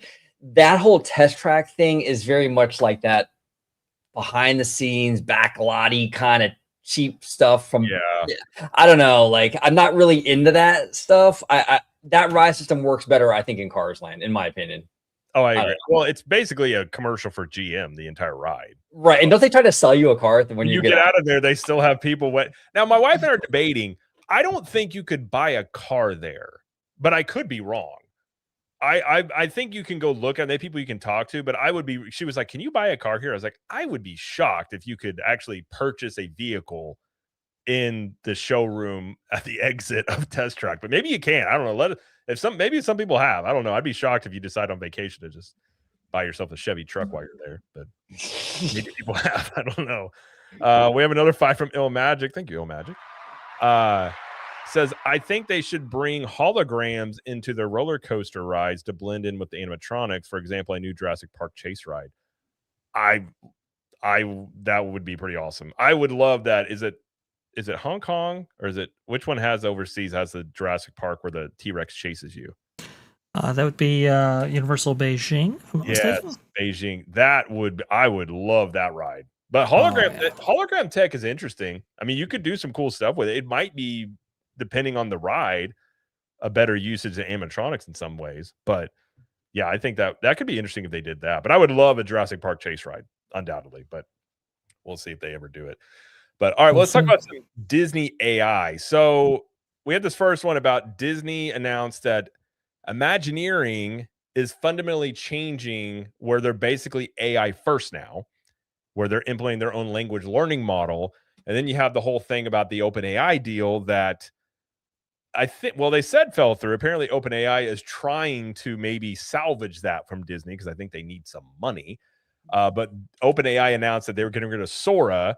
And then off of that, Disney was pulling back their investment into OpenAI and not having these AI slop that you could watch on Disney Plus, which I never thought was a good idea.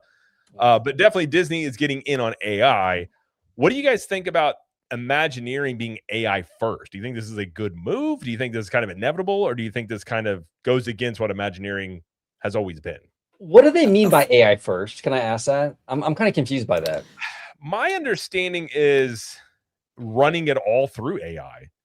They didn't really go into specifics, but they're setting, if you don't know, language learning model is kind of like your own database in many ways. So like Bruce Vaughan talked about bringing back some of these old Imagineers. I imagine part of that is putting into the language learning model Tony Baxter stuff from Joe Rohde's stuff, where you can kind of consult the AI on ideas, or I suppose they didn't really go into specifics, but AI first is interesting because what does that really mean?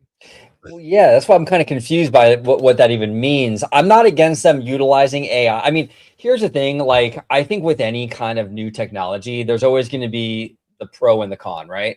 So I think there's a lot of concerns when it comes to AI for sure, you know, but I also think there's a lot of creative possibilities and new doors that can kind of open up, right? So I don't want to throw the baby out with the bathwater with AI. I do believe it should be utilized, and I'm okay with it even being utilized in that creative process in some way. My issue starts to kind of get into where, like, when it pivots from assisting human beings into becoming where it's like it is the whole entire creative process. That's where my issue is. So if they want to utilize AI to sort of like, okay, you know, like even for example, that Olaf thing, that Olaf robot was programmed by AI. Right. That whole thing learned how to walk like Olaf through AI. That's a proper use of that technology. I think that's pretty cool. But I wouldn't want them to design a whole attraction like through like a text prompt though. You know what I'm saying? Design me a ride like Tony Baxter. Hitter. Yeah, it's weird. Well, I mean, look at the Blue Sky process, right? And look at like Tony Baxter, for example. You know, you'd have to spend months crafting a model, you know, out of very crude materials and so forth in order to get your point across, in order to get your vision across, especially for executives who might not be anything but visually inclined, right? So AI first, that might have something to do with it as part of the creative process right there. Look, Bruce Vaughan is very much into tech, right? Even with his bout outside of Imagineering, he was doing stuff in the tech sector, in the tech industry, and so forth. I think working with the VR or AR, I can't quite remember now, but he is very much the tech guy. And especially as he's come back in, they've put an enhanced emphasis on tech, like the hollow tile floor, for example, the dome that they actually have as part of their visualization process, and the walking robots that you actually see in Star Wars Galaxy's Edge, and now Olaf. They're really putting an enhanced emphasis on this. And apparently with Olaf, outside of his little minor incident that he had a couple days ago, they are doubling down on technology like that. Apparently they have been slow rolling Olaf out in order to make sure that everything is safe and reliable. Unfortunately, we may have seen a little bit of that unreliability. However, they want to invest more into characters like that. They're saying that characters like him will be brought to major franchises and major parks all around the world, which is very, very interesting. I will say, Jared, you got to remember where Josh D'Amaro comes from, right? He comes from the parks division. And so, if you're looking to quell investors, right, and say, hey, no, don't worry about OpenAI, we've got AI stuff that we're imagining here, well, then this is where you might make that mark. So I do wonder if it's Josh D'Amaro's attempt to just say, hey, look, listen, we are a forward tech, leaning company. Don't worry, invest in us. It's quite interesting, this whole OpenAI thing. In October, when Sora was really, really popular, right, it was costing somewhere like $15 million a day to run that service. My God. Yeah, I mean, that was at its very height. And even then, I mean, it was costing at least $1 million a day to run that. And in all of that time, Sora's profits revenue generated only amounted to like $2.1 million. You can see why they want to end that program and end it fast. But these problems were known to us and to the public, actually, via a Forbes article back in October of 2025. And you'll remember that Bob Iger didn't announce the deal with OpenAI until December of that year. The warning signs were out there, and yet, they bought right in. And unfortunately, what we're seeing throughout so much of the tech sector, right, they have been convinced that AI is going to be the next big thing. And so That's where you have Sam Altman doing a handshake deal for 40% of the supply for all of RAM all around the world. You had Micron, getting rid of their consumer division for RAM and so forth. And you've seen that price skyrocket, all based on this idea that this is going to be the next big thing. And Disney was right in line with that. And to your point, Jared, I think this is an attempt to get back on that train, so to speak. That's a good point. That's a good point. This is a great comment from Derek. It says here, let's hope Disney leverages AI to enable and expand capacity for Imagineers and employees to improve quality and project management instead of simply having AI replace them. That's exactly. It should be a tool utilized to enhance the human creativity, and you can utilize it for like park capacity and that kind of analytics and what have you. I think that's a smart use of AI. There's a lot of potential here with this. It's just hopefully they don't abuse it. Go ahead, Vash. That's my thing, OJ. My big fear with this, right? With this AI first mentality is, what attrition might we be experiencing at this level? A lot of people have this misconception about how Imagineering used to work, right? We all see those Wonderful World of Disney films and so forth, where we have Alice Davis there, and she's, buttressing up the dress of the redhead over there in Pirates of the Caribbean back in 1967, right? And you're like, oh, that's Imagineering, and it's like, Imagineering today doesn't necessarily exist in that same way. They are more of a, essentially, they subcontract everything out in order to build all of their products, right? It's more of a project management team in recent history than right. what they were known for. Yeah. So if you implement AI, I don't think there's anything. I don't know in what way you implement AI and you keep everybody around, especially with how Imagineering works today. Now, if it was a group of builders and robot makers or installers and finishers and all that kind of stuff as Imagineering used to work, then yeah, I can kind of see it being a tool in order to facilitate these projects. But when you're not actually building and you're just facilitating, I don't like the idea of AI being integrated to such an extent, knowing how Imagineering works. No, it's a very good point. What I think, if you had AI is kind of like, I've kind of gone a deep dive into AI the past 6 months. If you're a creative type, you could definitely leverage it to some cool stuff, undoubtedly. But I think a lot of the fear is, like you were saying, is like, does this just become you're prompting the AI to create something in the eyes of Tony Baxter and what they might do? If they use it to streamline, say, concept art or ideas and get things to market quicker, I think that could be a utilization of it potentially. But I think the fears of wondering if it just becomes AI driven all and it's all an algorithm, that is not what Imagineering always has been. And I think that's the worry. And you got to think too, Demaro and Bruce Vaughn, I mean, they're both Demaro got the job because he's very tech savvy. He wants to implement more tech, and this goes along those lines as well. So it potentially could be an asset, undoubtedly. I think it could be a good thing, and it could be a really good utilization of AI, but it also has the, do they become dependent upon it to where they don't have fresh ideas? And that's the worry about AI you have. Right. And a lot of this stuff too, and I think Nessie had said, do you think this leads to job loss? It definitely could. It undoubtedly could. Well, but I think every new technology does, though, to some degree. 100%. Very much so, yes. One thing I will note is a lot of the predictions of what AI is going to overtake, you have to remember these are coming from the AI companies themselves. So they're trying to justify these massive evaluations by saying, well, yeah, we're going to take over this sphere and that sphere. And if you look throughout history, the internet's a good example. It changed. Nobody knew what the internet would become when it first popped up in the 90s.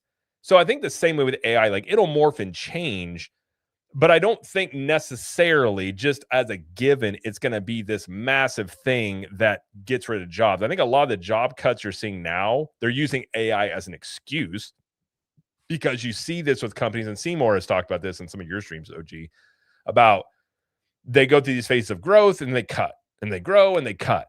And you kind of see this in the tech world. So I think AI is an excuse all these companies use to say, well, of course we're going to do that. And it's going to replace some jobs. But a lot of it, it's still so new. It's really hard to know exactly how it's going to impact everything. But if it does start replacing actual Imagineering work, I don't think that's going to end with good results. I guess I'll put it Exactly. that way. 'Cause they're not creating AI doesn't create anything new. It's just taking a bunch of stuff and just regurgitating it in a different way, essentially. So it can be a good place to get some ideas and brainstorm.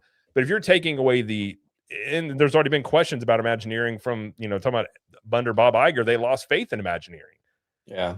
That's not a great sign to have that and then throw AI on top of it, because then what's your Imagineering crew like nowadays? And I think that's I believe it was maybe Ben Fritz from Wall Street Journal who actually went into depth about that loss of confidence there, Jared, right? Right, yeah. Because one of the reasons, we just talked about the wall at Tomorrowland. That project was going to be the first in a wider project for Tomorrowland. And that article actually mentions outright that they were going along the planning phase, and Disney, Disneyland managers, TDA, right, operations managers, they did not approve that because they felt that that wouldn't, meaningfully add to attendance, right, or be a big attendance driver given the costs associated. And again, these are operations managers who just saw the outpouring of demand for Star Wars Galaxy's Edge, and how that wasn't necessarily didn't really meet their initial expectations and what they were sold, right? So to your point, it's like there has been a lot of criticism for Imagineering over the last couple of years. Chapek was really somebody who was very critical of how they spent and so forth. So, if under that mentality, you can see where this goes wrong very quickly. Mm-hmm. Yeah. Well, let me ask you guys a question, because this is a very slippery slope, and there's a lot of nuance, and it's a lot of craziness with this AI stuff. Sure.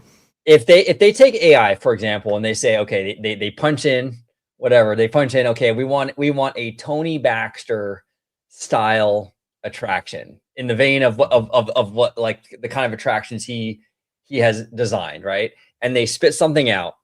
And then the Imagineering team takes that, like you were saying, Jared, almost like an inspiration and like a jumping off point to go in there. And then human beings are actually crafting it and designing it and polishing it up and doing that. Would you guys be okay with that? If it was just merely to get like the ball rolling on that creative process? Or is that something that maybe is a little too...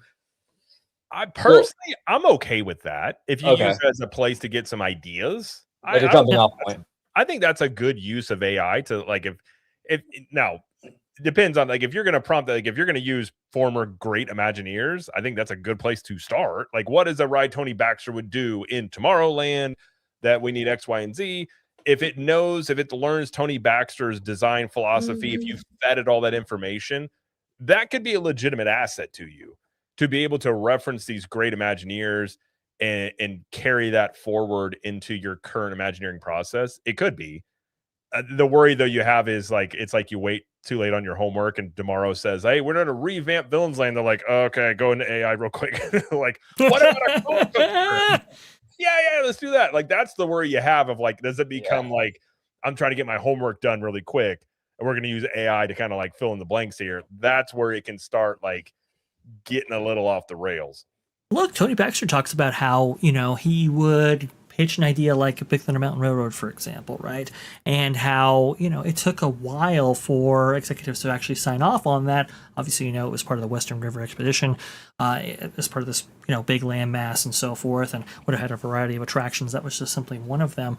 But he talks about how, look, he had to go to theater school and so forth, and had to jump into engineering in order to engineer that model and so forth, and that took a lot of skills, a lot of time in order to facilitate something like that. To your point, OG, you could very much work around that entire process by actually implementing AI into your systems. And to that degree, it's like, hey, that would be awesome.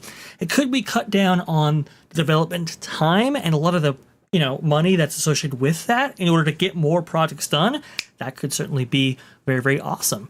I guess my fear is that this would be actually used as a labor savings initiative. But if implemented correctly, this could be a wonderful tool in the tool chest. Maybe you want to be worried about being too derivative, right? You obviously want to have that originality with your ideas going forward, but still, you could do some amazing stuff with these tools as long as you use them correctly. You're right. You're right, Vash. 100%. And it's Disney's in a really interesting position here because this company was built on innovation, whether it be the multiplane camera, the first sound cartoon. I mean, even with the Pixar stuff, the first computer animated film, Toy Story, right? So they almost have like an obligation via their legacy to sort of like kind of tap into this new stuff. And we know Walt Disney would have ate this stuff up. I mean, he would love this shit. I mean, sorry, but he would love this stuff. You know what I'm saying? Yeah. But he would love, but we don't have, but you have to also like, respect the human beings involved. Yeah. Yeah. And that's the problem. And we don't have Walt. I mean, if it was Walt doing it, it'd be a different story, right? Yeah. I was like, I don't know. We'll see. Tones, what is your take on AI in general? Like in this situation, even like movies, like, do you think it's a good thing or do you think it's gonna become a crutch?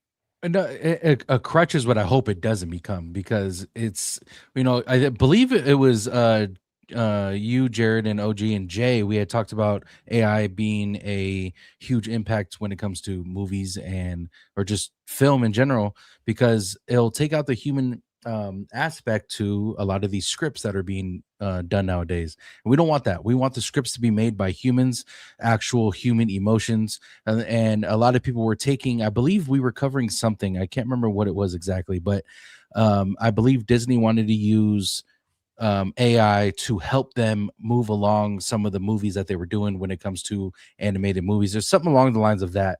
And a lot of people took it like, oh, the AI, they're going to use that to make the movies now. They're not going to make these movies original scripts, like stuff like that. And they were pretty much helping the cost of movies, and they were going to use the AI to do it, to speed up the process. And I told them once they start introducing movies that are strictly made by AI and using scripts produced by AI, it's going to go downhill from there. The film industry is going to go downhill from there. And I think it kind of goes along the lines with this, like, let them assist Imagineering, but don't take the human aspect out from ideas, because that's what made the world the way it is the ideas that came from human and people's minds. And that's the beauty of what we see nowadays at these theme parks and on screen. Agreed. To your point, Tones, there's been some articles in the trades like Variety and Hollywood Reporter, for example, and some people who have worked in the Hollywood industry coming out and saying, basically there are AI written scripts that are being they are being reviewed by AI bots. So, by studios and so forth. That's going on now. Who knows where it goes from here. I still contend if they're going to go AI, here's what I want. I want a Walt AI, and I want that thing unleashed, and they would shut it down immediately because he would come out of here being like, what are you people doing? But if you had an actual Walt and you're like, this is the embodiment of Walt Disney now, it can fix a lot of issues. I think what he would do, though, I mean, I don't know. If you're talking about a sentient AI and Walt's in, that'd be kind of interesting, like a horror. Did you see the traveling 100-year exhibit, Jared, where they had an AI Walt to greet you to the festivities featured there? Did you see that? Oh, I didn't see that. Oh, okay. Well, I gotta pull it up in that. Oh, I don't want to see that. Or we could unfreeze Walt and make him a CEO again. I feel like Walt walking around with scotch and just a heater, just walk around the park. Like, what is this crap? What are you doing? I love it. Oh, I love that. When I heard that theory, I was like, oh my God, people, because it was like they made Frozen because they did Disney Frozen, and people would Google it and people would think they were talking about Walt. And then they made the movie Frozen, so when they Google the movie Frozen and Walt Disney, it doesn't come up. Walt Disney comes up. That's the movie. I remember hearing that. That's like a very SEO thing. That's funny. Well, the thing I would say you got to worry about with AI, and this is a real thing, is AI hallucinates and it will lie to you badly. Yeah. So if you don't have this down, and let's say you're like, hey, is this a good idea, AI? And they're like, great idea. You're the best ever. And they're like, yeah. And then you take it to market and like people hate it. Like you gotta have some stuff in between to really know if these things are a good idea or if the AI is just telling you that it's because like they've even done this on, I think it was OpenAI stuff, but like it literally would spiral people because they'd be like, do you think, and I've tried it, I give the worst idea I've ever thought of. I'm like, is this a good idea? That's a great idea, Jared. You should totally do that. I'm just like, oh my God. And some people, like, it'll make them go crazy because and they've even had instances of this happening. So that is a real thing with AI that you just can't take it at its word because it might be an evil demonic machine. I've never liked the yes man. I never liked the yes man, and that includes AI. All right. Yeah. 100%. Now, I will say, speaking of Walt Disney, out here, he's actually buried out here in California, Forest Lawn. Yes. And Don't we lie to visited. me. He's not buried. All right. The head is real. exactly. But I visited his gravesite. It's actually kind of crazy because it's like a little, like almost like a little square, like a little grassy square, and then him and his daughters are all there too. But I mean, man, you could feel the energy, bro. Like, I mean, you could tell you're like in the presence of. You're on. I don't know. That's just a biohazard that's there. No, I'm just kidding. There you go. This is the Walt AI as they debuted him for the 100th anniversary of the company in this traveling roadshow that made its debut in Philadelphia. Here you go. How the magic is made. There's a lot of satisfaction in developing ideas into reality. When we consider a new project, we really study it. Not just the surface idea, but everything about it. And when we go into that new project, we believe in it all the way. We have confidence in our ability to do it right, and we work hard to do the best possible job. There's really no secret about our approach. We keep moving forward, opening up new doors, doing new things, because we're curious. And curiosity keeps leading us down new paths. We're always exploring and experimenting. You know, something about the hairline, though, it just looks weird. The hair looked a little weird. That looked nothing like the animatronic. How long ago was that? Let's walk around. How long ago was that, Vash? That was February 15th, 2023 via Scott Couston. So think about how advanced that is from that point now. Right. Like, that's the thing with this stuff, how quickly it advances. Like, there will be cool uses of AI. Don't get me wrong. Like, it's going to have some stuff that's pretty cool. But there's always going to be some stuff out of this that's just weird. That is just going to, like, that is going to be the really interesting thing about all these companies all using AI and just the weirdness and good stuff that comes out of it. And you're just going to have some big swing and misses. And I'm very curious if Disney is one of those, considering that they're going to get judged harsher than other companies due to their creative end, undoubtedly. Mm-hmm. Right. And so if it does, like if this, like, I always felt Bob Iger saying, we're going to have, you can make AI slop on Disney Plus. That always seemed to me like a boomer that just learned about AI that was just like, well, what if they could just make Frozen and Darth Vader have lunch? And you're like, do it. That sounds great. I'm just like, yeah, who really wants this? And so, like, maybe to me, I think OpenAI is not going to win the AI stuff. I think at this point they're already going to have to regroup and kind of chase Claude, I think, in my opinion. So maybe tomorrow got a really nice mulligan out of this by them taking the Sora thing away and can kind of rethink that strategy. I just never thought that was a good idea. Like, who is going to sign up to Disney Plus to watch a bunch of AI slop that other people have made? It just never seemed, I just never even understood why that was even remotely appealing to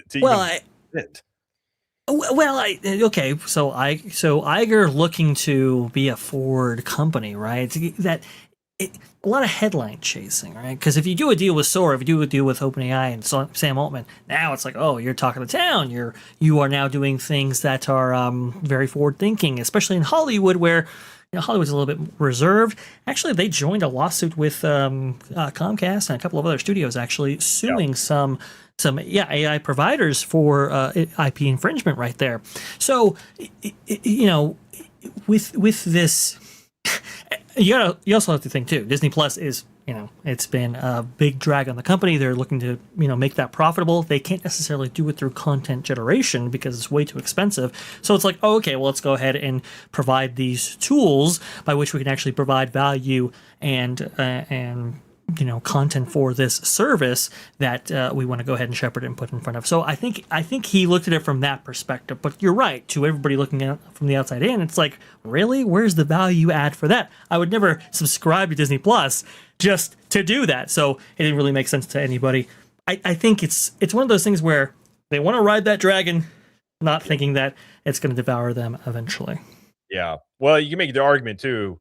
The AI arms race with countries and businesses, they all understand it's a tech that could destroy them, but all these other countries and companies are going to use it. So if you don't use it, you're going to get left behind. So this is a problem for future me to deal with down the line. I'm like, that's a frightening scenario to be playing. Like, yeah, we know the house is going to burn down, but we're going to be out of business if we don't use it. And it's like, okay, I guess. Yeah, but so true. That's kind of where they're all at right now. Well, and I'll just point out as well, Disney's not the only company using AI. Universal announced that they are implementing a AI chatbot called Uni that is going to help apparently employees and guests plan their vacations. It's supposed to be able to change reservations, like do a bunch of stuff for you. And also Universal has a patent out there that is for monitoring guest behavior. Yes. Now, they haven't implemented it yet, but it's interesting in terms it could notice if people are like cut in line or they're smoking or they're drinking too much. You're going to see AI in the theme parks, undoubtedly, whether or not it's actual like animatronics and stuff. But some of this behind the scenes stuff, I think, is going to be there.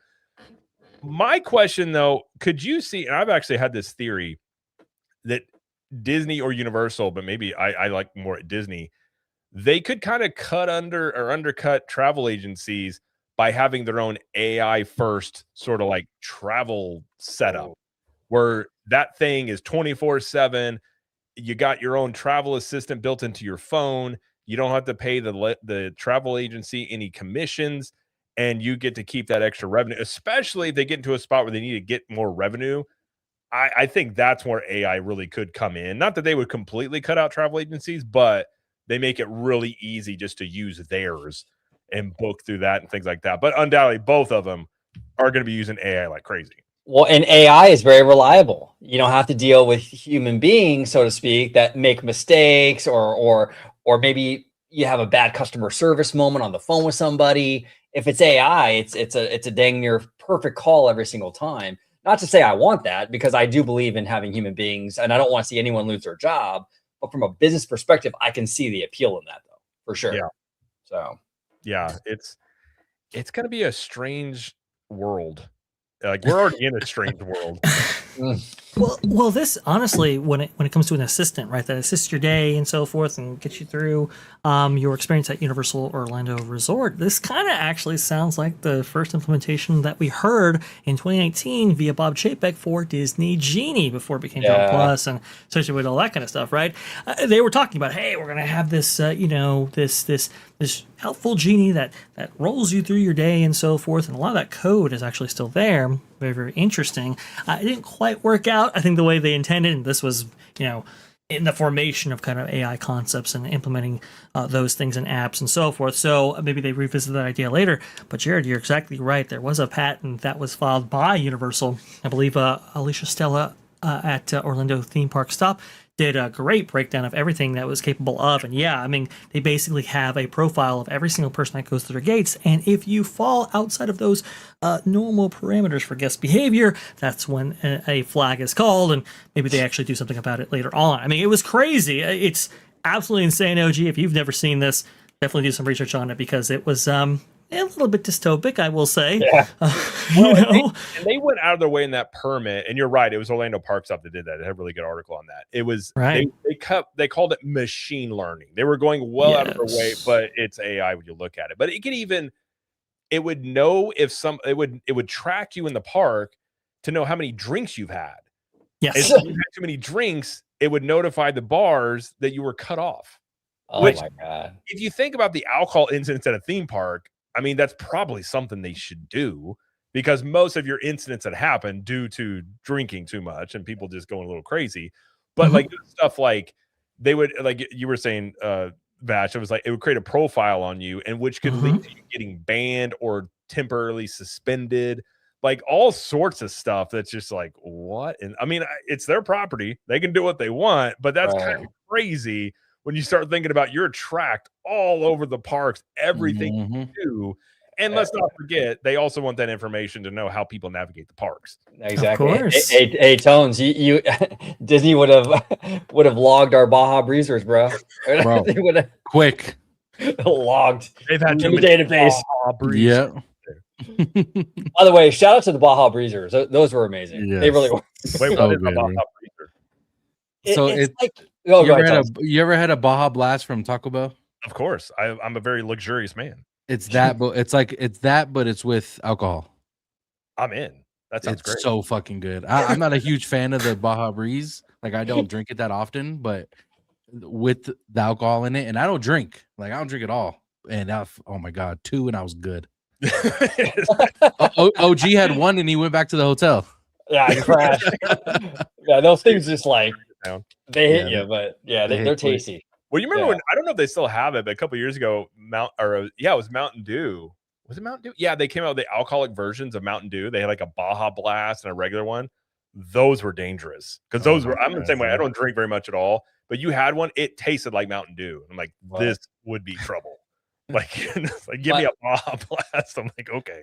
My good friend Alan from Almighty Coasters, he says that's how Cutwater is. He says like the Cutwaters, they get you.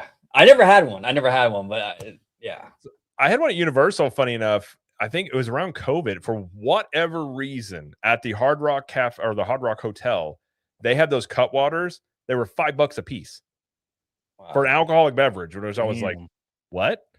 And so I got a couple just to try them. I never had them before, and they were really, really good. Like those things are dangerous, undoubtedly. That's what I'm hearing. I heard they're really, really dangerous. Yeah. But Remy D with a $5 super chat saying, "Hey Vash, super chat's unlocked." Go ahead, Vash. They are. Absolutely, yes. We just achieved monetization right there, and yeah, it's been really interesting because we've had a problem with memberships recently. Apparently, a lot of people have gifted those memberships, but they aren't actually being distributed right there. So make sure on your end, if you're watching this stream or any of the others, make sure you have membership gifting on, so that way, if you're on OG's stream or Capture the Magic or my own, you can go ahead and receive those memberships right there, because it's been a little bit problematic. I don't know what's going on right now. I have a support ticket on YouTube, but you can turn that off and on. You can turn memberships on and off. If you're like you can turn it on or off if you're allowed to get gifted a membership. Yeah, if you're allowed to receive. Yes. That's weird. Okay. Yeah. There has been some weird stuff. We had we actually got demonetized for like a weekend. It asked me to update the Google AdSense. You had to do an ID verification, and I did it. And they were like, apparently my license or whatever, they're like, this doesn't fit. And like all the channels are demonetized. And I was like, what? Oh, but they did fix it. I got in contact with somebody. They fixed it within like 2.5 days. But that is a very scary thing to go through. It's like getting a hold of Google to try and figure out any problems is basically impossible. And I just spammed a bunch of the chat stuff where eventually I got somebody, and I was like, oh my gosh. But yeah, that sometimes when you have issues with Google, it is hard to Thank you so much, Remy, by the way. Go ahead. Absolutely. Hey, that might be one positive thing that comes out of AI, is that maybe YouTube content creators will actually get like an AI customer service thing from Google that we can all call and at least get some answers. Because I hate doing the whole I don't know. It's just it's rough, man. That's always been a thing with YouTube. It's always been, if you have a problem, good luck.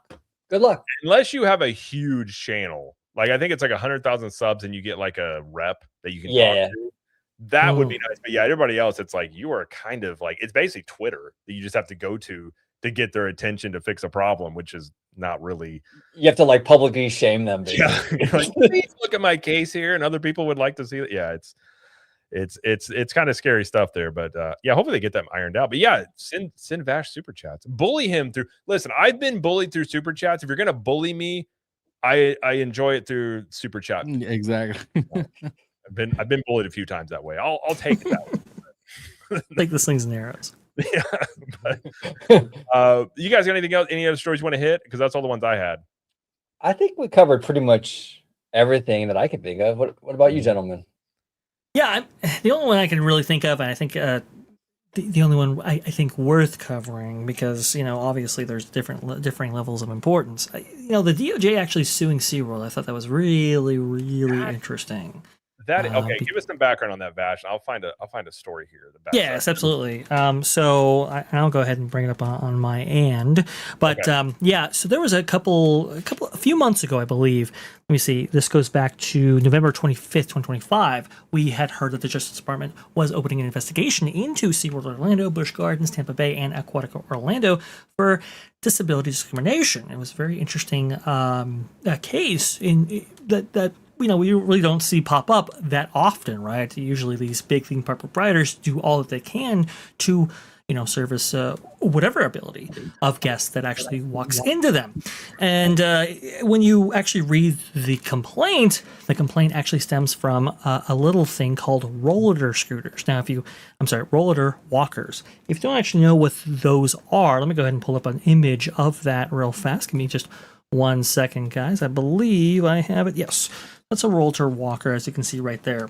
And now, if you're using this correctly, no problem, no foul. But apparently, places like SeaWorld and Busch Gardens, all owned by United Parks, by the way, they had an issue in which guests were actually using those as impromptu wheelchairs. And you can see this video right here, actually provided by your PT guy, on why you do not want to do something like this. You can see right there, takes a little spill right there because obviously they're very top heavy when you're using them in that way. However, actually outright banning them was a step a little bit too far for the Justice Department, and most recently, as March 26th, 2026, they have now officially sued SeaWorld and other theme parks over this wheeled walker ban. Which I think is a good move because obviously this does cut into ADA, right? And here's the thing, and Jared, I know you can speak on this. We've seen some very interesting moves by the theme park community, like Universal, for example. In light of what actually happened, the tragedy at Stardust Racers. In light of that, they restricted access to a variety of their attractions, not just Stardust Racers, for people with challenges. Specifically, if you weren't actually able to keep yourself upright, and if you weren't able to transfer to those attractions, then you could not actually ride, even though you might have been able to before. I always thought that kind of cut into, ADA requirements, and they weren't necessarily doing their duty in order to be above board there, but c'est la vie. Here, this was just one step too far, and I don't think this was the route to go from Busch Gardens or from SeaWorld to ban these outright. Usually you regulate these things after you actually are admitted into the park, or maybe give a warning before they actually walk in. Here, they were saying, you can't go, and a lot of people were upset and filed complaints with the Justice Department thusly. Well, and it's interesting too, Vash. I was actually on our good friend Mr. Webba on his channel recently, and SeaWorld is also getting sued by the parent company of Sesame Street. Yes. For misuse of their IP, which is a whole other thing. So it seems like SeaWorld can't get out of their own way or something. I don't know. This is Indeed, weird. Yeah. It's been really bad in the lawsuit arena there. Yeah, I'm not a big SeaWorld fan. I've been a few times. It's fine, but it's not like a park I'm like dying to go to a lot. Now, I covered this when it first happened, and at the time I was like, I feel like this is lawsuit territory, because anytime you ban a mobility device because people that are not disabled are using it inappropriately, which is apparently what was happening here. Like, people were using these that were not disabled and falling and getting hurt. That gets into the territory we're going to get sued. So I'm not surprised to see the lawsuit. Now, I will say, from my understanding, the Stardust Racers incident where they changed that to where you now have to be able to like independently walk onto some of these attractions. There is some case law that where they say essentially, and these are from lawsuits that happened to, I think, Disney and Universal like years ago, that if it's safety first, so if it is a situation where like there is ADA requirements, but if safety of like if a person that's disabled could get hurt on an attraction, that overrides ADA accessibility. So I'm assuming they probably made that argument or kind of went into that. But yeah, this adds to SeaWorld's problems. And them losing Sesame Street, and I think they also said too, they're trying to pull back the theme park rights to SeaWorld from Sesame Street.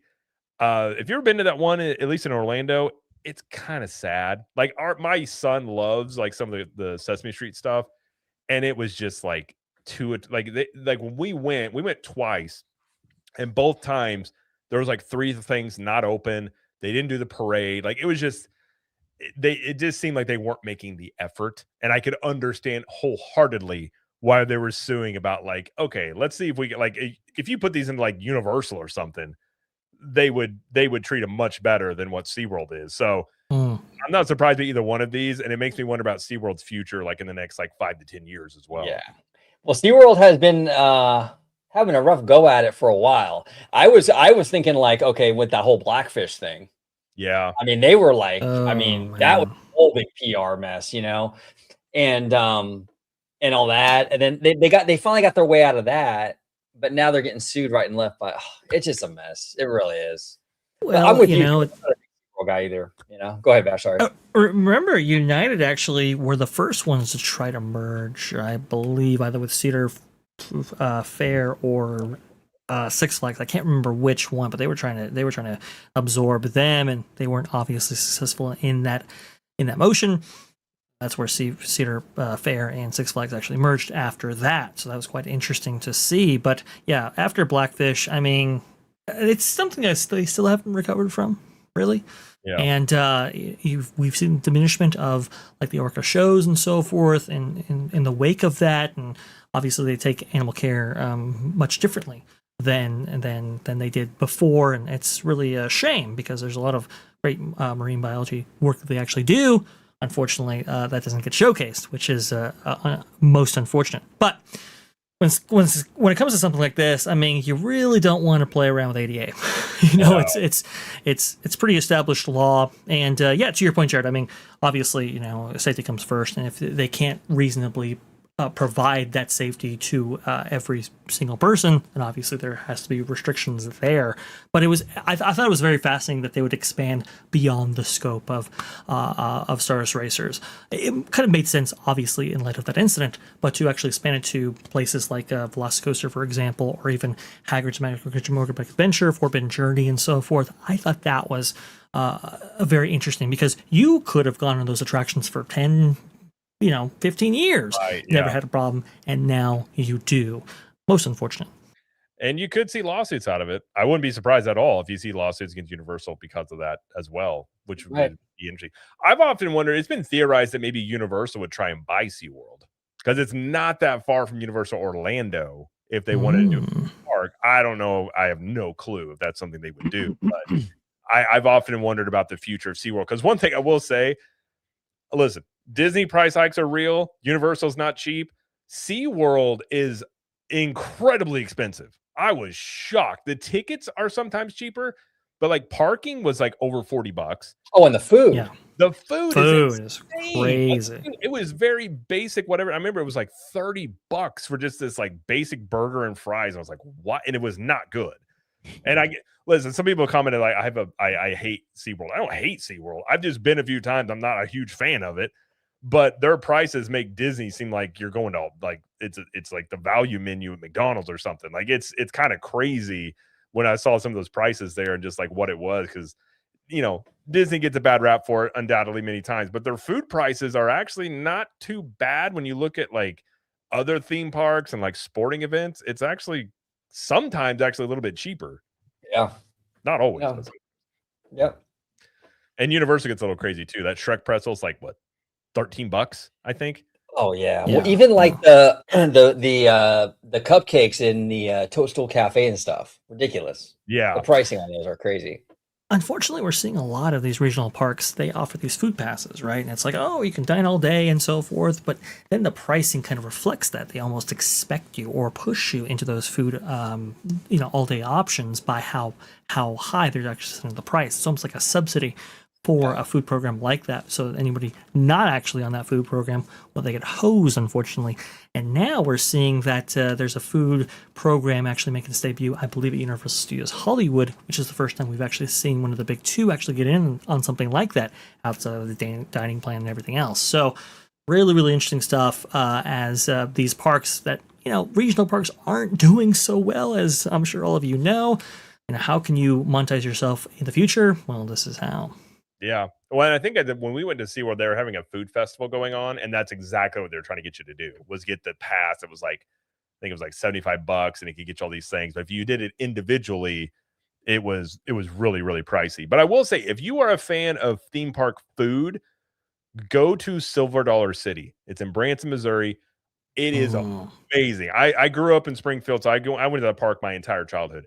But even since I moved to Florida, we every once in a while we go back to Missouri and go there. The food there is incredible, and get the cinnamon bread, and you will not be the same person. I love it. It's worth a trip on its own to get the cinnamon bread. They have it at Dollywood as well, because they're sister parks. So Dollywood and Silver Dollar City are two regional parks that are actually doing pretty well. Like, they're both expanding, but a lot of these other ones are struggling. But I think Dollywood and Silver Dollar City, they're very clean parks. Like, they're very well run. Like, you can tell at Silver Dollar City that they took some notes from like Disney over the years of like how to do certain things, and some of these other ones just haven't quite done that. But it's interesting too. With this whole regional park thing, like you were mentioning, Jared, and I agree with you. By and large, the regional parks are having a tough time right now. You know what I'm saying? Which is actually maybe that's why Universal is sort of trying to get in there with that kid park in Texas. They kind of they can kind of sense the blood in the water. And they're like, you know what? We can make a move on this market, because you have Cedar Fair kind of like circling the drain right now, right? And you got doing well. Six Flags, Cedar Fair, and you got SeaWorld. If Universal can be successful with doing these regional parks, I mean, I don't know. We'll see. The only regional park doing really well is Legoland, and so that seems to be the market that Universal is trying to go after with this Frisco park. So very interesting, astute observation, Andrew. Yeah, and I love Legoland actually. I mean, I've only gone twice, but it's actually a pretty high quality park. Like, their attractions, like that new Galactic coaster, we rode that, Mr. Webb and I think, dude, 40-mile-an-hour launch, dude. Is it kind of like a Guardian, like a mini version of Guardians a little bit? Exactly it. Yeah, it's short. That's my only critique about it. But it was really, the queue is really well themed. And the thing I love about that park too is like it has a lot of landscaping. It's not like a cement, it's not like all cement. I mean, there's a lot of trees and flower beds. I'm like, this is pretty cool, Wait, OG. So you went on a ride that went 40 miles an hour. Are you okay? Are you feeling all right? Tell you, man. You doing all right? I'm telling you, bro. Well, hey, Webba. I went with Webba, his lovely wife, and Alan. And it was like a cast member preview, because Webba works there. And so I'm like, you know what? I'm doing it for Webba. You know what I'm saying? He got me in. I'm doing it for Webba. So I did it. It was cool. It was cool. Well, OG's gonna ride Hollywood Drift, so I mean, he's got to work his way up to it. Exactly. I got to start training. Wait, so have you been on Guardians before? Yeah, I've been a few times. Yeah. Okay. Yeah. Okay. Guardians is a cool coaster. Yeah, I've been on the one in Florida, and then also Mission Breakout. Now that thing is crazy, though. Mission Breakout, Jared, is insane, dude. Yeah. I would do it for the theming of it. One reason I don't like coasters, I do not like the feeling of my stomach dropping. I've hated it since I was a kid. I just don't like that sensation. Which is why if it goes upside down, I'm just like, nope, I'm good. Like I'm good. When my ass leaves the seat, not a good ride. Dude, and that drop sequence is like next level. It's not like Tower of Terror. Like this thing is like Tower of Terror times 10, dude. It is like, Vash, right? I mean, this thing is insane. Oh, I mean, it's the minute you get in that thing, it shoots you straight to the top. Oh, geez. Like there is no foreplay. It is just all business. Straight to the top. Oh, no foreplay? I'm good then. I don't even first and just taking me all the way to the top there, man. Yeah. Well, that's like they have a coaster at Silver Dollar City called Time Traveler, and it's the same ride system or concept of Guardians. It spins you, but it's not controlled. It's just centrifugal force. But this thing goes like upside down and does loops while also spinning. And they introduced it, and my wife has really bad motion sickness, but she can do Guardians because, like, I don't know, the first time I rode Guardians, and I got off because I rode it first with our daughter, and it freaked her out, and we got off of it, and my wife's like, "How is it?" I was like, "You're gonna die if you ride this. Like, you can't ride this." And she's like, "I'm gonna ride it." And I was like, "Oh," I'm thinking like, I'm gonna be dragging her out of the theme park, like the ride home, like she's had times where she's had to like pull over and throw up many times, so she rides it, and she was fine. Because I was remembering she rode Time Traveler And when she rode that, she got off and she was done for like 2 days. Like it put her down because that thing was that thing's crazy. As much spinning and upside down, and it's on the side. It's in the Ozark Mountain, so it's like on side of a hill. So not only do you have the coaster aspect, you are looking down over like a 300-foot drop, which I'm like, I'm good. I don't need it. You guys remember the UFO rides at the carnivals? Yeah. You would sit on that thing. Oh my god, that thing! I hated that thing.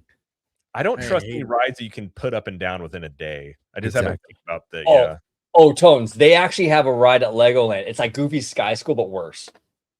Oh yeah, definitely not going on that one, dude. Dude, I was literally shocked.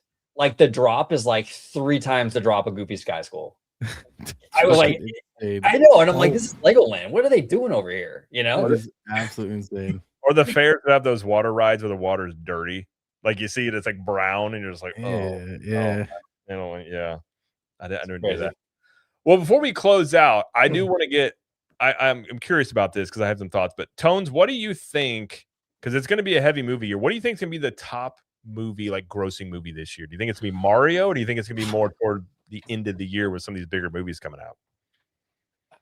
I mean, okay, I'll say this. Odyssey is one of the most anticipated movies this year, along the lines with Doomsday. I personally, because I'm personally going to spend a lot of time talking about Dune because it's one of my favorite franchises in a while. Yeah. But I see Odyssey doing very well just because of who's in it, who's behind it, who's making it, all that good stuff. But Doomsday, I mean, you kind of have to give it to Doomsday just because of Marvel. It's Marvel. It's introducing what we know as Iron Man as Dr. Doom.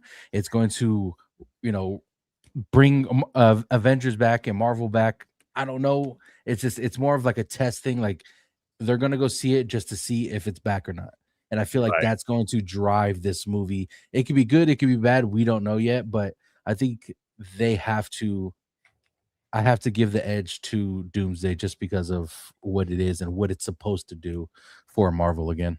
I agree with you, Tones. I mean, I think Mario Galaxy will do very well. Definitely $1 billion easy. But you have some big competition this year. I mean, we have Doomsday. We have like Theme Park Wizard said, Spider-Man. I was gonna say, don't count out Spider-Man because Spider-Man, sleeper one that gets. I could see a scenario where that one makes the most. Yeah. Yes. And then you also have, don't we have Avatar at the end of the year too, or am I tripping? Didn't Avatar? We had that's next. Never mind. That's next year. Yeah, it's next year. So, but yeah, there's some big movies this year. I don't think Mario will be the top, but it will definitely be like top 5. I think there's a potential Doomsday underperforms what people are expecting. I think it either goes crazy, and I could also see a scenario where, and listen, I don't know if this is true, but there's a ton. If you look at some of the Hollywood stuff out there, there's a ton of rumors that they're using AI to write Doomsday on the fly. Yeah, I've heard about that. I don't know if that's true, but if that is true, that seems very haphazard. And I think a lot of it is a novelty, like RDJ and like obviously like Chris Evans coming back. Like I'm gonna go see it undoubtedly. Yeah. But let's say the word of mouth isn't good on it. I could see that making like 800, 900 million. Although on the top end, I think it could do in-game numbers if it's crazy good. But I think that's the one of the more like it'll do. Now that's beyond talking about the profitability because I've also heard the budget's insane on that thing, so it may not actually. I was just about to say, Jared, that I think Doomsday might do the best revenue-wise, profitability. Right, I've heard that. I've heard numbers of that budget like 800 million or more. I mean, it's wild numbers for that. So like, I think Spider-Man. I'm curious about Spider-Man because it seems like the type of Spider-Man movie that I've kind of wanted with Tom Holland, where it's like at the base of like he's just Spider-Man now. He doesn't have all the toys. He's kind of just the loner thing that Spider-Man does. So I think that one could be good. But Dune is I like you're saying, Tones. I love the Dune movies. I think they're really cool. And like Villanueva, the way he shoots those, they're you almost need to see him in IMAX. And I will say they're getting IMAX screens over Doomsday, which that's true. Which could impact the revenue. Well, Kiki and Luca makes a huge deal. And Kiki and Luca makes a great point here. I wonder if Zootopia 2 beats Super Mario because Zootopia made 1.9 billion. I mean, that's true. Zootopia has been crushing it, almost $2 billion. I don't think Mario's doing that. I really don't. It's in the battle of China versus Japan to see how crazy they go for these movies because China went nuts for Zootopia. Like, you put animals in a movie, apparently they love it. Yeah, I mean, I think it's possible Mario could make 2. I'm not predicting it, but I wouldn't be like shocked if it made 2 billion. But yeah, and then you've even got like you're saying Odyssey. Odyssey's, I mean, Christopher Nolan. Like, I love that type of movie. Like, I will go see it undoubtedly. I'm just curious. Although I didn't think Oppenheimer would make $1 billion, and that made $1 billion. That was a biopic. So when does that new Spielberg movie come out? Disclosure. Oh, that comes out this summer. Disclosure Day. Yeah, that I mean, I didn't even know, but I guess John Williams did the score for that, which is crazy. Yeah, I think it's going to be his last score right there. I think it comes out either June or July. Okay, yeah, I'm pretty sure it's a summer release. I mean, there's a lot of movies. Like, actually, like the last few years, like we haven't seen many movies. We've probably seen more movies the past like 6 months than we've seen the past like 2 years. So I think that's, you know, potentially it could be a real. I mean, we were talking about in another video in yours, OG. Like, the theaters definitely need this year, especially AMC with all the movie stuff. But no, it'd be interesting because I just hope the movies are good, and actually Hollywood gets a lesson of like, here's what people want to see, and just make this type of stuff, and not go down this other path that they were going down there. But yeah, I'm curious about Dune is going up against Doomsday, and I think Dune. Honestly, I think Dune will be a better movie. I just don't know if I don't think it's going to make more than Doomsday. Yeah, I don't think it is either. It's crazy because I tell everyone about Dune and they're like, "Oh, I haven't seen it," or "I don't like it," and I'm just fucking confused. But at the same time, it's like the movie's probably going to do good as far as the movie's going to be good. Maybe not in the box office from what a lot of people are talking about, especially when it comes to this series, because not a lot of people watched it. So when the first one came out, it was COVID. Like, no one really watched it. No one went to go see it. It was a lot of people didn't like watching it on screen, but like watching that kind of movie in the movies is a whole nother experience. I like that stuff just because, you know, there's you know, links to Star Wars, stuff like that. I love that kind of, you know, movies. A lot of people just don't like it. Hey, Tones, this might surprise you, but Dune is actually on my list. Yeah, I'm so surprised, bro. OG's got a Google Doc sheet that's like 12 pages long.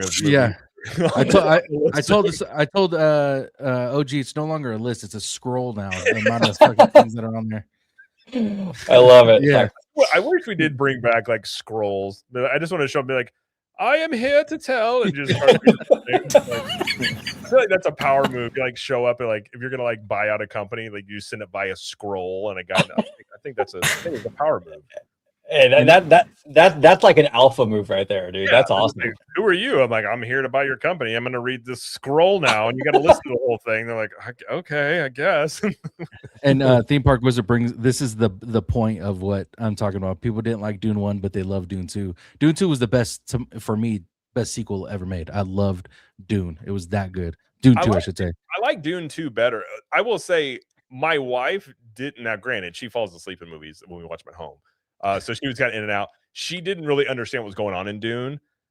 I knew I had to like watch it twice. The first one, the second one, I did think was better because I didn't read the books or anything like that. But I think the world building and like the way it's shot, like it's a beautifully shot movie. Like those movies are incredibly beautiful. But yeah, I'm very curious because I know some things from the book of like what might happen. And it's definitely like I like that sort of like. It's sci-fi, but it's also kind of grounded in this like dystopian type thing. I think that's kind of cool, but I think it'll be really good. I hope it does well. What the other ones do, like 600 million, 700 million, roughly? Something like that, yeah. Something like that. I mean, it could Seymour Duck. It's always good to see you, Mr. Duck. He says, I keep forgetting that Supergirl is coming out this year. So do I. So does everybody else. Unfortunately. Yeah. Sorry. Apparently the test screenings are not going well from what I've heard. It's always a good sign of before the movie's even out where your actress is already saying that people don't want it because she's a woman. I'm like, it's called Supergirl. What were you expecting people to think? It was going to be like, I just don't think James Gunn is the guy to do DC. I just don't think he's a good studio head. And I didn't like Superman at all. I didn't care for it. But yeah, from the trailer, James Gunn did Guardians, correct? Yes. So from the trailer, I mean, you guys can correct me if I'm wrong, but I didn't notice this at first, but it looks like a version of what Guardians would have looked like, but just one character. 100%. Okay. It looks like female Star-Lord. Yes, exactly. Even with the code and like the music. And yeah, Wizard says he thinks Supergirl will make 500 million. I mean, at most, I think it could really underperform. I don't think it goes. I think it may do. I think you could look at the 200 millions because I don't think there's any hype for this. Because I mean, Superman did what, 500 million, 600 million, something like that. So it barely scraped 600. Barely. Right. So like and here's my beef with James Gunn, and we'll end the stream here pretty soon. My beef with James Gunn is you're restarting the DC universe. What do people want to see? Superman and Batman. Like you do a Superman and Batman movie, and those are great. Then you can talk about the other stuff you want to do. But you're starting out with a Superman that was a very, at best, and then you're going straight into Supergirl. Like people want Batman. I know. And then they have this other alternate universe of the Batman. I'm like, this whole thing. Like it's all like just that confuses the hell out of me. I don't understand. Robert Pattinson's right there. There's a Batman coming out, written by great writers, but we're not using him as the regular Bat. Now everyone's going to be confused. This is how it's going to start right here. Yeah, no one's going to want to get into it because they don't know what's canon. I like Robert Pattinson, but if you're going to play Batman, you gotta beef up. You can't be like an emo Batman out here, be like, oh, like you weigh $150. Yeah, he does. Right. The first night you fight crime, you're done. You'd be like, I can't do this. Like Batman is like this ultra jacked alpha. Like he's just honestly, Superman or Batman has kind of become like OP'd in many ways over the years in the comics too. Like he can just do. If you give him enough time to prep, he can beat anybody. I'm like, okay, but I do love Batman, but I want Batman to be, not look like he just left a Dashboard Confessional concert. And, hey, you know what, Jared? I know one thing for sure. You could bench press Robert Pattinson, almost certainly.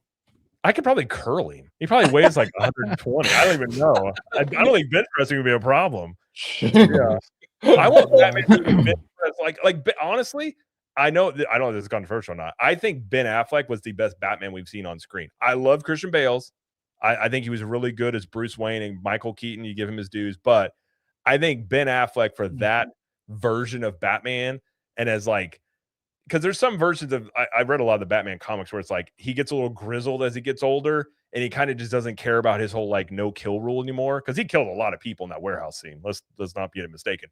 But I think I love the suit, and I think he looked the part, and he was big and he was strong. I really liked Ben Affleck's, but I will say I think Christian Bale's is like a close second to me. Like I really did like Bale's. The only thing that kills on Bale's to me as time has gone on is the whole like yell, like where's the trigger? Like the way he just yells and just like. And I like Ben Affleck's like he has that voice modulator. I'm like that's what you would do if you were like a billionaire. You'd have like a weird voice thing that would make you. Yeah, exactly. But I don't know. We'll see what they do, but. I doubt Ben Affleck's coming back because I'm pretty sure he hates Warner Brothers at this point. Because I think they asked him about it, and he was just like, "Yeah, I'm never doing it." I think he literally said he started drinking again when he was making those movies, and I was like, "That's probably not good." He's probably not signed there, but I think we're gonna wrap this up here. This has been a really good conversation. Appreciate you guys being here. Appreciate the chat, everybody that super chatted. Appreciate you guys for hanging out on the Good Friday on a Friday evening here. Before we go, we're going to read to everybody where you guys can find them and go subscribe to everybody here, of course. But Tones, thank you for being here. Yes, sir. And where can everybody find you? And I know you're going to be covering some shows coming up and movies and everything like that. Yes, sir. Yes, sir. Thanks again for having me. Appreciate you, boys. Always a good time talking, educating me as well, because you guys have so much knowledge about this that I love coming and just getting educated on this about everything. But yeah, you guys can go to Tones_TV on all platforms. Like I said, we just got done covering Paradise Show. We're going to be doing House of the Dragon. We're going to be doing, like I said, Dune. We're going to be doing Doctor Doom or Doomsday, all that good stuff. So go to Tones_TV on all platforms and follow me there. Absolutely. And when I go out to the West Coast, whether this year or next year, you got to come hang out. Yes, sir. Just let me know. Well ahead of time. I'll let you guys know. But I think let me know. I think we're doing the cruise this year and then Disneyland, I think next year. I think that's the plan tentatively. It's trying to figure out what my wife wants to do, but we'll figure it out. But yes, sir. Vash Sky, thank you for being here. for your third time on Theme Parkin'. Always a pleasure. Your knowledge and just appreciate you being here. So we're going to go find you and go send Vash super chats. Bully him through super chat. Well, I do very much appreciate that, Jared. Thank you so much for having me on. This has been a lot of fun. Great conversation for sure. Talking about theme parks, movies, and everything else. Thank you so much. Yeah, you can find me at Vash Sky ParkCast. We just had 2,000 subscribers, and we, as Jared pointed out right there, are fully monetized. Very, very cool stuff right there. Thank you so much for making this happen. I think, within 2 months? Pretty cool.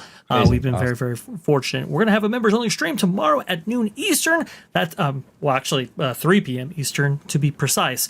Noon California time right there. That's going to be very, very cool. And if you want to go ahead and catch us, and if you're not a member, you can go ahead and see us every single Wednesday at 2 p.m. Eastern and 7 p.m. Eastern on Thursdays. Thank you so much, guys, for having me on. Absolutely. There it is. And by the way, when I say bully, you can only bully through super chats if it's like $50 or more. You know what I mean? It's gonna be nice under 50. So, let's not bully, but it's easier to take if it's $100 super chat. But be nice to Vash, but send him money. And of course, Mr. Orange Grove 55, thank you as always for being here. And I know your movie list is long, but your knowledge of theme parks is also as long. So there you go. So where can everybody find you out there? Yeah, no, absolutely. And actually, for those of you that have been watching OG55 for a while, the aesthetics behind me with the lighting and even this, Apologize for not being the ally that you need. my roadcaster is actually thanks to this fine gentleman right here, Mr. Vash Sky. So there's a little bit of OG55 lore, the roadcaster, the lighting, part of the OG55 vibe is thanks to Mr. Vash Sky. So just want to say that. But yeah, you can find me. Yeah, I love it. Well, it adds I used to have the lighting just adds that cool factor to it. You know what I'm saying, dude? It's like I used to just have a regular background. Nah, dude. Got to have the color changers. And I see Tones Poppy's got. We all have them actually. But you can find me right here on YouTube, Orange Grove 55, also on Instagram and on X. Absolutely. Sure. Speaking of, I can change my. Let's see if I can change my background. So we can go purple. Go purple. Ooh. I don't know if that's better or not. Look at that. I just realized I forgot I could do this from my phone. I don't know if purple's better. I can go green. Oh, there you go. And Disney Fan 55 is hilarious. Yeah, back in the old school OG 55 days, you see my unmade bed behind me. It was not. It was not pretty. It was not pretty. He just rolls out of bed. He just rolls out of bed like, let's make a video today. Let's make a video. I remember. So things have improved quite a bit. So it's cool. Very, very cool. Hey, it's a work in progress. You know what I mean? I added another, when we first got this background, I had one of these, and it was a bunch of this dead space. And I looked at the video and I'm like, that looks terrible. That just looks like I have nothing behind me. I need to add something. And I think I found a video on YouTube and somebody had here's what things you could do. I'm like, okay, I'll just do that. So I don't know if it works or not. I didn't put much thought into it. Before we go, Go and Shiogi says, build your vocabulary, reading maker. I think he said makes bullying easier. Well, probably true. It's probably true. Listen, I know what I want to say in my head sometimes, and sometimes the words just, they don't come out. Doesn't come out the way you think. Yeah, things happen. Or you think it's going to be great, you say it, and you're like, that wasn't as good as I thought. But sometimes it works. You never know. But yeah. But everybody have a nice Friday. Have a great Easter weekend. Happy Easter to those who celebrate. And we will see you guys on the next one. Hope you guys have a nice evening, and see you guys later. Bye. Peace.